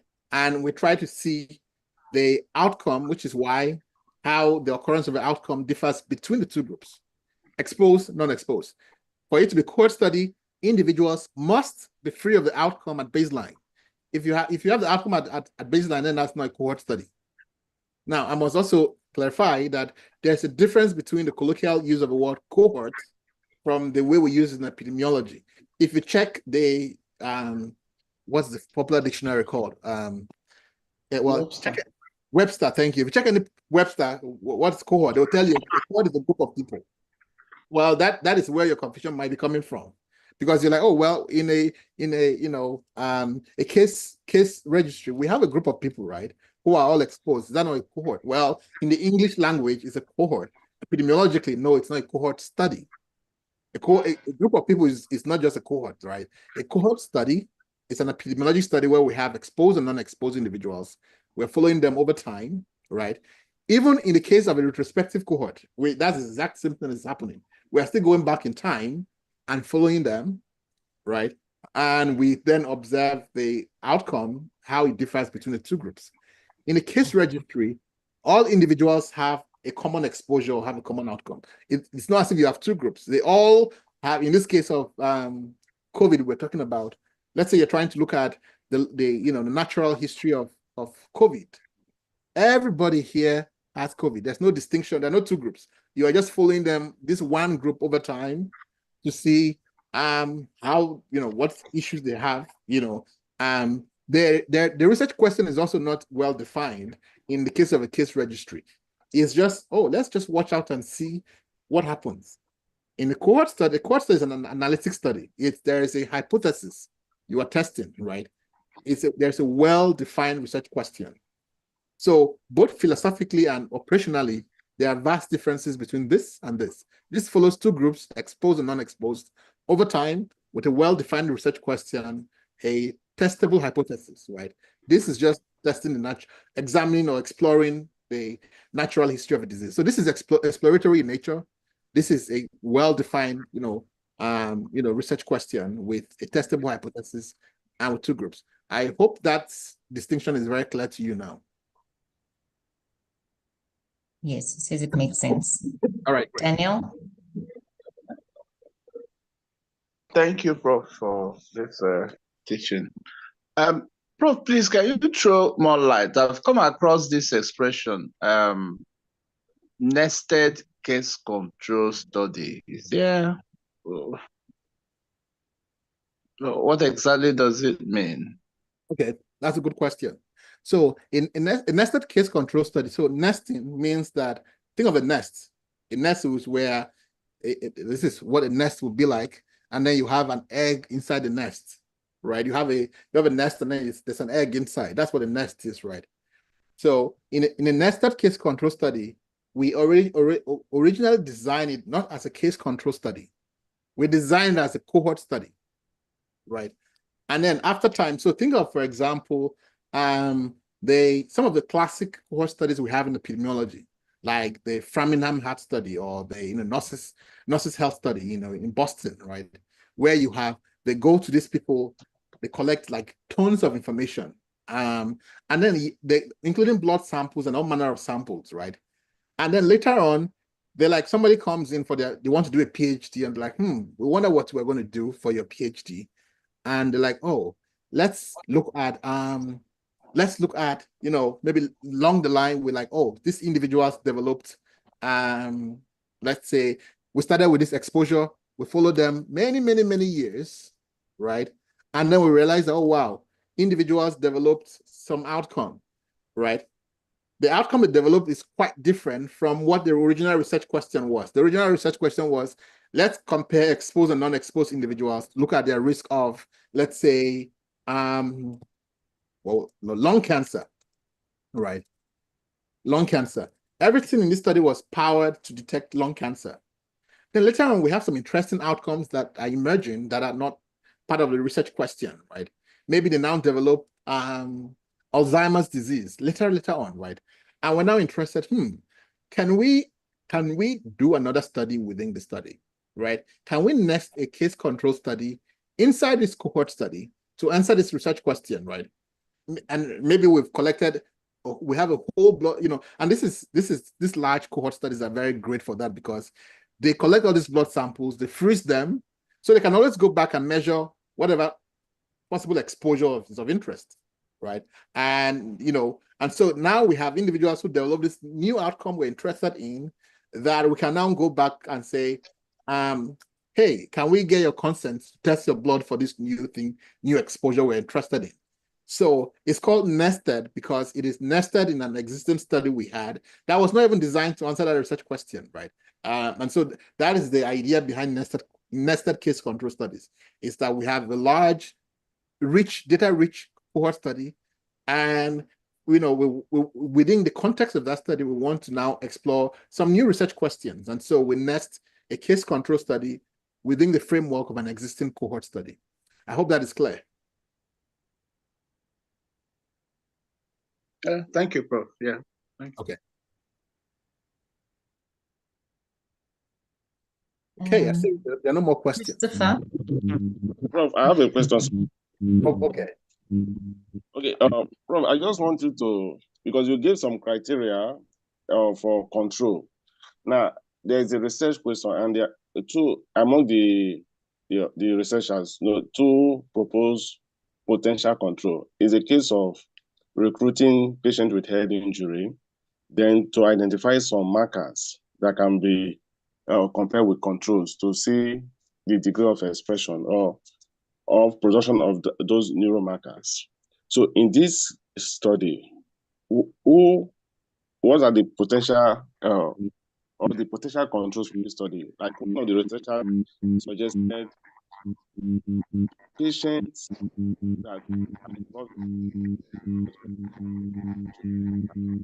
not sure if it's just me, but I'm really struggling to hear you.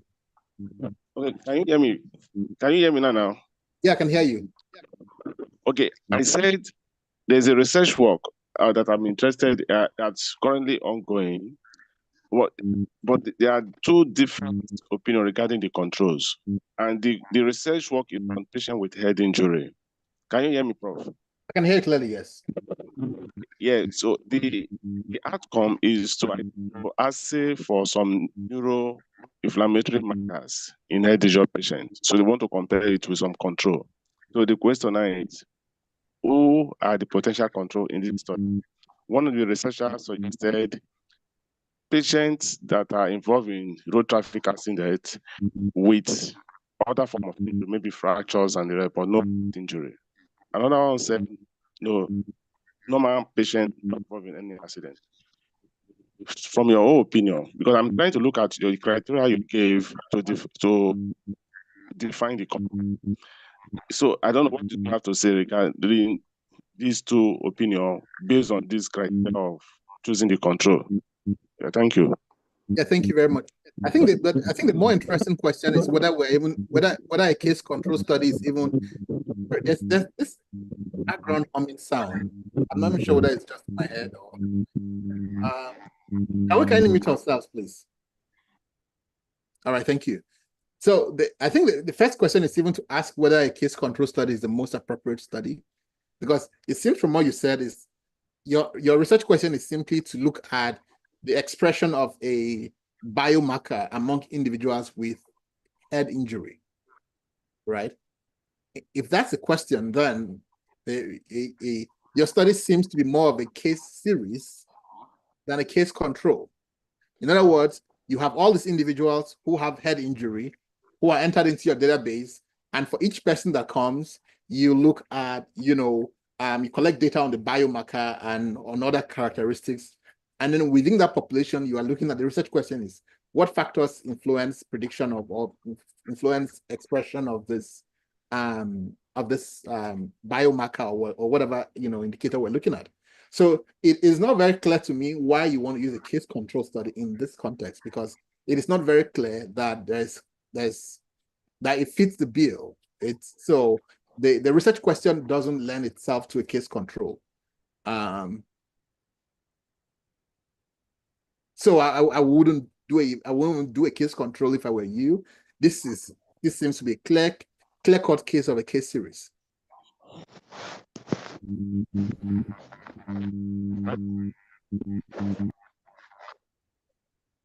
Okay. Any other question? Simon? Yes, Professor. Hello. Can you hear me? Clearly. Can you hear me? Yes, can hear you clearly. Yes. Now, for me, I want to understand. There is an outbreak that the disease is not defined, and the cases the cases are high, and we want to do a study. So, which kind of study shall we be putting up for this kind of unknown disease that has surfaced? Okay, so if you have a study that you don't know, so if it's so you have a new disease, typically every new disease starts with one person, right? And so the question is, in the field we always say that there's clear evidence that Ebola does not grow on trees, right? If you had Ebola or an infectious disease, somebody gave it to you. So for a case report, we're generally interested in, so if you have a new disease, going back to your question, the first study that should be on your mind should be a case report. A case report seems like a trivial study or a very casual or unimportant study, but it's extremely important when we have new outbreaks that we don't know what is happening, right? We collect as much information as we can on this individual.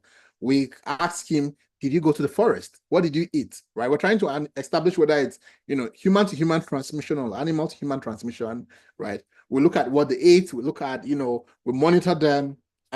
We do a lot of extensive laboratory tests, right?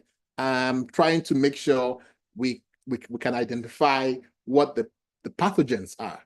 So in that kind of case where we have no idea what to do, well, that's the study type that will be appropriate for that first case. Trying to do a case report, because remember that for you to do a case control study, it's an analytical study. You need sufficient number of people to do it. And the research question is quite different. So it all boils down to what is a research question. In this case, your research question simply seems to be, what the hell are we dealing with, right? What is this condition we're dealing with, right? So that is not a candidate for a case control. It is more of how do we even try to figure out what we're dealing with. So if you have one case, well, one case means a case report.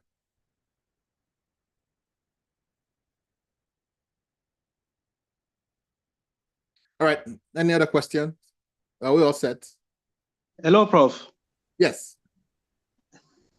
Thank you so much for the very enlightening lecture. I have two questions. My first question, I want to take you back to what you mentioned earlier, that analytical studies don't always demonstrate cause and effect. I don't know if you could kindly expatiate on that point. Then my second question is regarding the difference between case control studies and the retrospective and prospective cohort study. Is it correct to say that the main difference here is that in case control studies, there is no time period that is defined as opposed to the other two, the retrospective and the prospective cohort study? Thank you very much. Yeah, you're right on point, right? That the distinction between, and I think that's the question the other gentleman asked earlier, what is the philosophical difference, or not just philosophical, operational difference between a case control study and a retrospective cohort, since they all are retrospective, right? Well, with a retrospective cohort, we first define the study. Think of it as we, in a retrospective cohort, we came back and like, oops, we should have followed these people from time 1 to this time. Well, we're not there to follow them. So how can we make up for that? Well, we'll follow them retrospectively. That same time period that we'll have followed them prospectively, well, we'll just say who lives between this time and has data available for that time period. So whether it's retrospective or prospective, we're trying to do the exact same thing. Capture the data for that time period. The only difference, obviously, now is that it's how well we can capture the data, because with prospective, as things are happening, we're collecting the data, whereas in retrospective, we have to, make some assumptions, and the data quality may not be so well. Now, back to your first question about the differences, or why we cannot make a very loose assumption that all analytical studies are designed to answer issues of causality. It boils down to understanding the existing conditions that must be in place for us to infer causality. And in general, these are the assumptions for causality. One, we say there must be exchangeability. Okay. I suddenly cannot type anymore. Exchangeability. All right, number 2, there must be positivity. There must be well-defined interventions.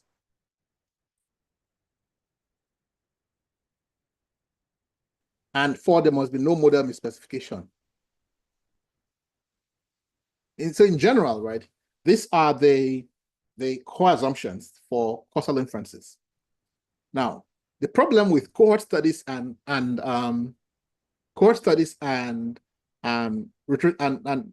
case control studies is these two issues here: exchangeability and well-defined interventions, right? Well-defined intervention simply means that, absence of measurement error, etc., right? That's what we mean by well-defined, well-defined interventions. Exchangeability simply means that the two groups are exchangeable, meaning that the exposed will have had the same outcome as the unexposed if they had been unexposed, and the unexposed will have the same outcomes as the exposed had they been exposed. Obviously, that's a counterfactual scenario, right? It means that there's no difference between the exposed and non-exposed beside exposure. But the problem is that in reality, that is not the case, right? There may be there may always be some alternative explanations for why the exposed were this way. We may not always collect data on every single thing to adjust. In case control studies, we try to reduce confounding by matching on some variables, but the quality of data may be poor. We may not match on the right variables. We may match on too many variables. Bottom line is that we might end up not meeting this assumption of exchangeability, so that there are some alternative explanations other than the exposure for what causes the outcome. The same way with this, well-defined interventions, which means the absence of measurement, bias. Sorry, this is not just error. This is bias, straight out bias, right? It may be bias in how we measure things. Like we said earlier, in cohort studies, especially retrospective cohort studies, where we're going back in time, there's bound to be, like extensive measurement bias. What happens to dead cases? Sometimes we have dead cases, and for those dead cases, we can only collect information from their next of kin or people who knew them.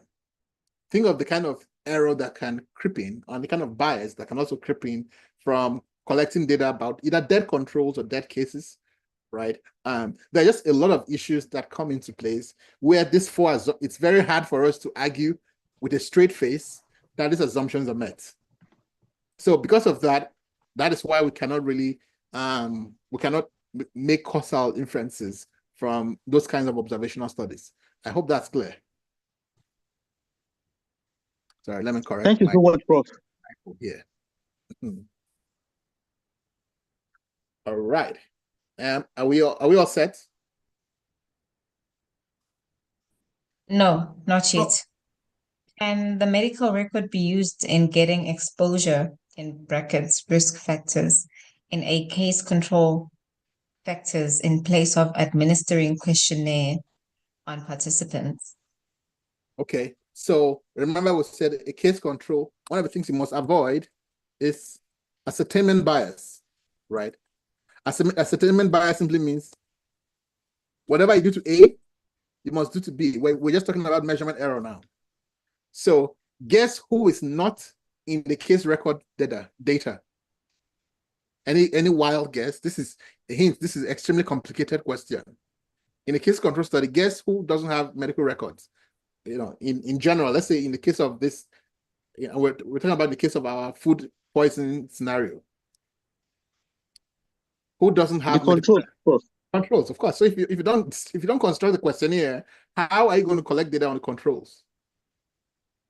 Right? So you must construct the questionnaire. You must construct the questionnaire, and you must ensure that the overall principle is no ascertainment bias. I'm going to reduce ascertainment bias to the extent possible. The way I'm asking for exposure from the cases, that's how I'm going to ask for exposure among the controls. I'm not going to start asking them, are you sure you did not eat that turkey? Because that turkey is what seems to be popular among the cases, no? The way you're going to ask of the exposure among the controls is that same way, right? So there's no escaping constructing a questionnaire, right? And collecting the data from both groups. If the case has already died, well, you can collect the data from the next of kin. Again, this is the issues that come into place with that kind of measurements, because there could be errors. But the simple answer to your question is no. You cannot just rely on records from the cases, from the case notes or the hospital records, because the exposure assessment must be measured in a way that there's no ascertainment bias. Prof, sorry to take you back. Sorry, Prof, the four assumptions you mentioned earlier, you didn't explain the second and the fourth point for analytical studies. So yes, okay. Oh, okay. I thought it was obvious. All right. Positivity means that the risk of developing the outcome must be a positive number between 0 and 1, but not including 0 and 1 in every single cell. So imagine that you have a group. So that means that for every cell we have, let's say you have, so remember we have exposed groups, exposed and non-exposed groups, right? And let's say among the non-exposed, we have males and females, right? Among males, we have, let's say, 10 out of 20 males develop the outcome. Among females, 10 out of, let's say, 9 out of 32. This assumption is met, positivity, because 10 divided by 20 is 0.5, right? And 0.5 is a positive number that lies between 0 and 1, but does not include 0 or 1. Now, imagine that we have another scenario here where we have males here, you have 0 of them develop the outcome. Oh, we have a problem now, right? Because this assumption is violated here. We have a group that has not developed the outcome.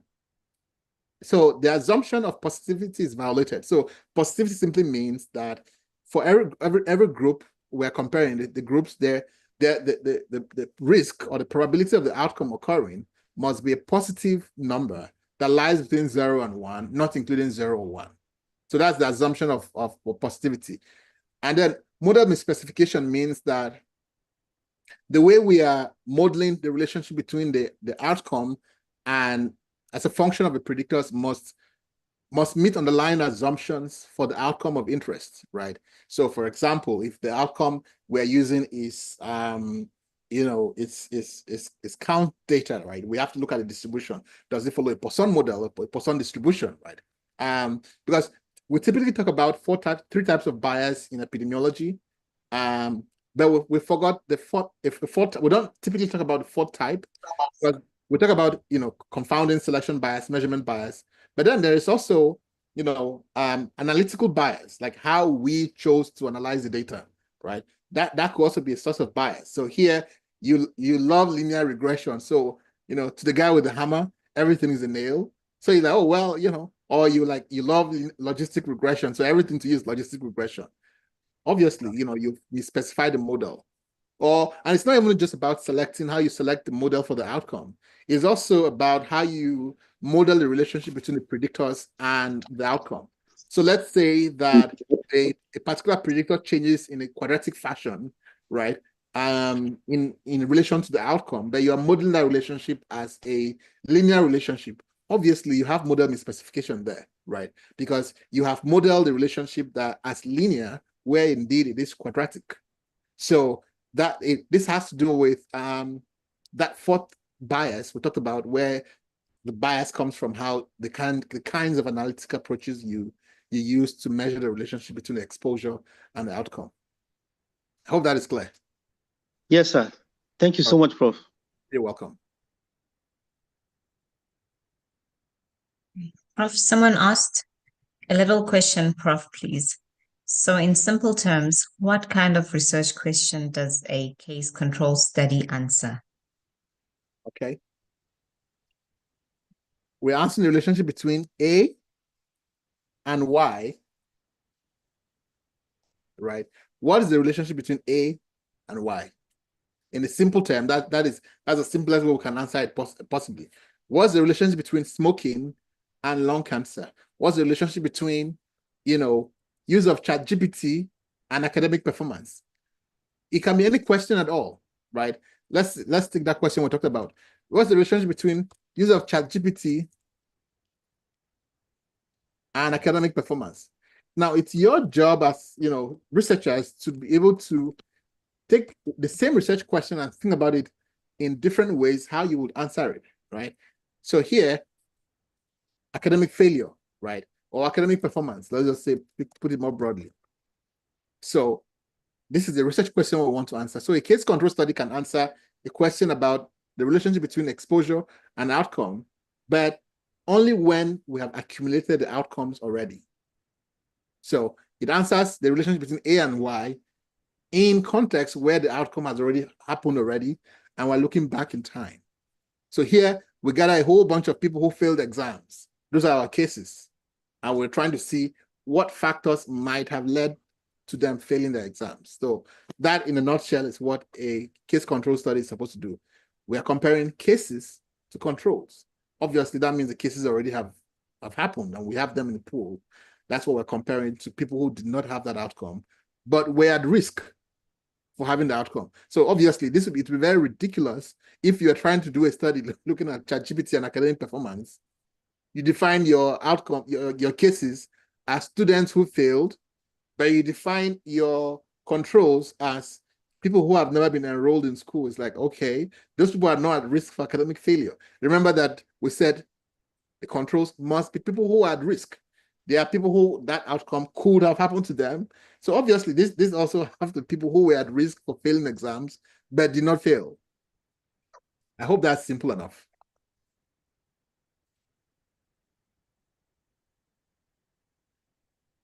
Thanks, All right. Prof. Can a case control be nested in an interventional study? Yeah, you can nest a case control study in anything, as far as you make sure that you have the you have data on the controls. You can even nest a case control study in a cross-sectional study, where you have, imagine you have a large data set that has, like, let's say Enhance. Enhance collects information on a whole number of outcomes, and you have biomarkers on this. You can select controls from, you can select cases from there, and then you can match controls from that same data set.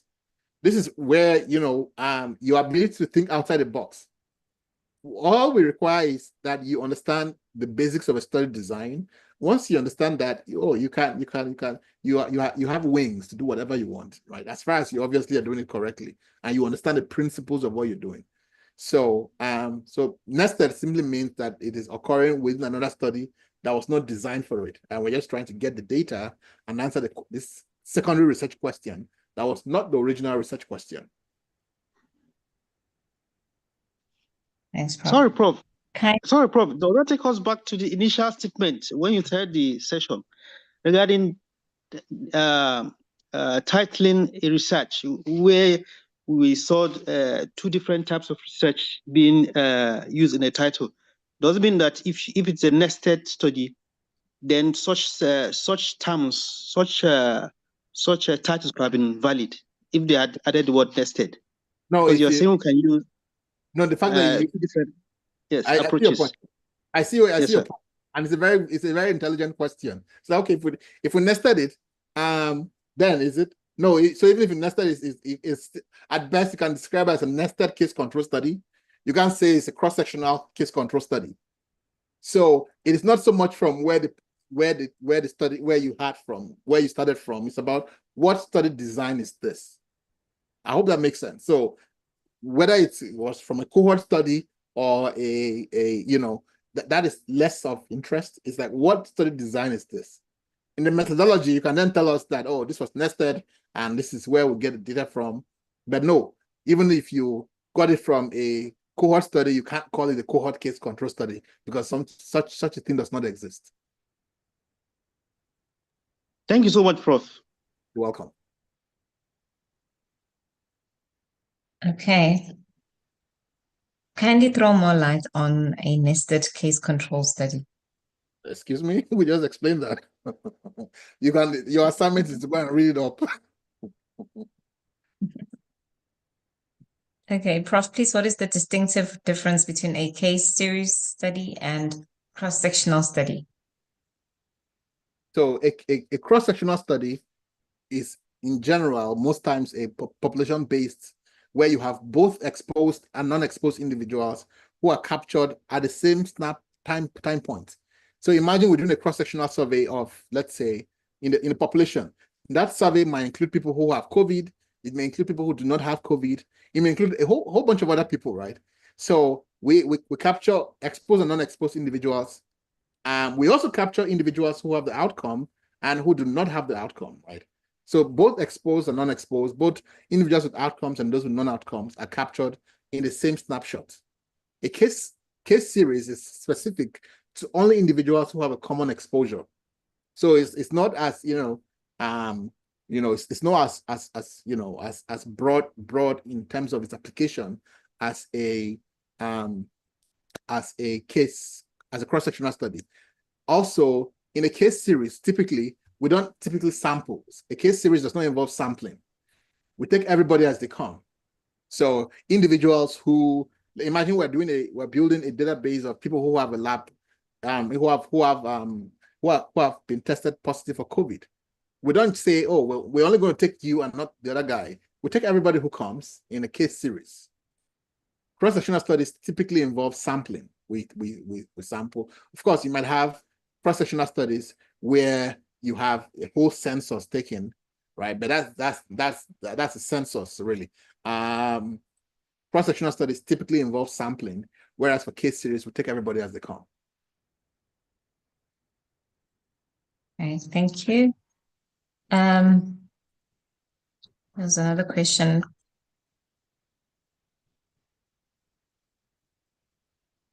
Someone asked if you could use this if you could use a social science example. Where is that? Shame, because they asked many times. Well, the question on ChatGPT and academic failure is a social example. I think we should really stop thinking about things in the context of social sciences, or that is not a very good way of thinking about research. Think about it in terms of principles, because when we think about it as, oh, is this social science example, we have completely lost the principles, right?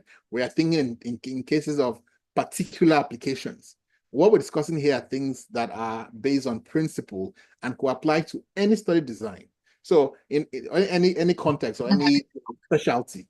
So the less we think about your unique, because we obviously cannot discuss every single specialty. We cannot say, oh, we're going to give an example for psychology and one for those in sociology, and that is not reasonable. So let's think more in terms of the fundamental principles of a design, and then we can apply it to any scenario at all. Case registry versus longitudinal study. How to differentiate them? A longitudinal study is not a study design. A longitudinal study simply means we are following people over time. A case registry is a longitudinal study. A prospective cohort study is a longitudinal study. A randomized control trial is a longitudinal study.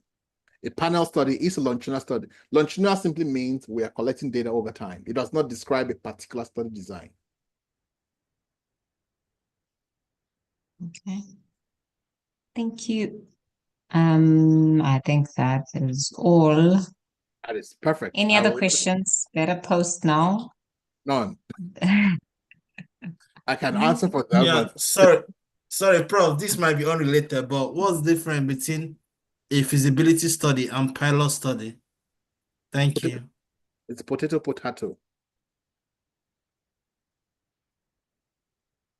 Does that answer your question? What does that mean? No, it doesn't. It's just semantics. You can call it whatever, the same thing. Okay, thank you. You're welcome.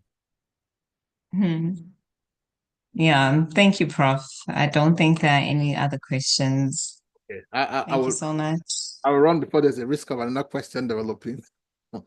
No, just stay on a bit in case someone is still thinking. Well, any questions can be directed to you at this point. So please. And I will call you immediately. Call you back. Come back. All right. Thanks, everyone. Have a great weekend. Thank you very much, Prof. Thank you very much, Prof. Thank you, Thank you, Prof. Thank you. Thank you. Thank you very much, Prof. You're welcome. Thank you so much, Prof. You're welcome. All right. Bye. Prof. All right. Thanks. Yeah. Ciao. Thank you, Prof, and bye. Thank you. Thank you, everyone. Thank you, Neliswa, as usual. How are we getting the survey? We've been posting it. Bye-bye. How Thank come you you have so not much. May God bless you. How are we getting the survey? just join us? How are we Huh? getting the Yeah, survey? thank you. Longly, Did you thank just you join too. us? Thank We've you so been much. posting Thank it you, sir. for the past hour. How are we getting the survey? Okay. I'm asking, how have you not seen it till now? Thank you, Longly. Bye-bye. Thank you so much. Have a good evening. Ben, you look like Lady you're about to start L, a brand new presentation. bye.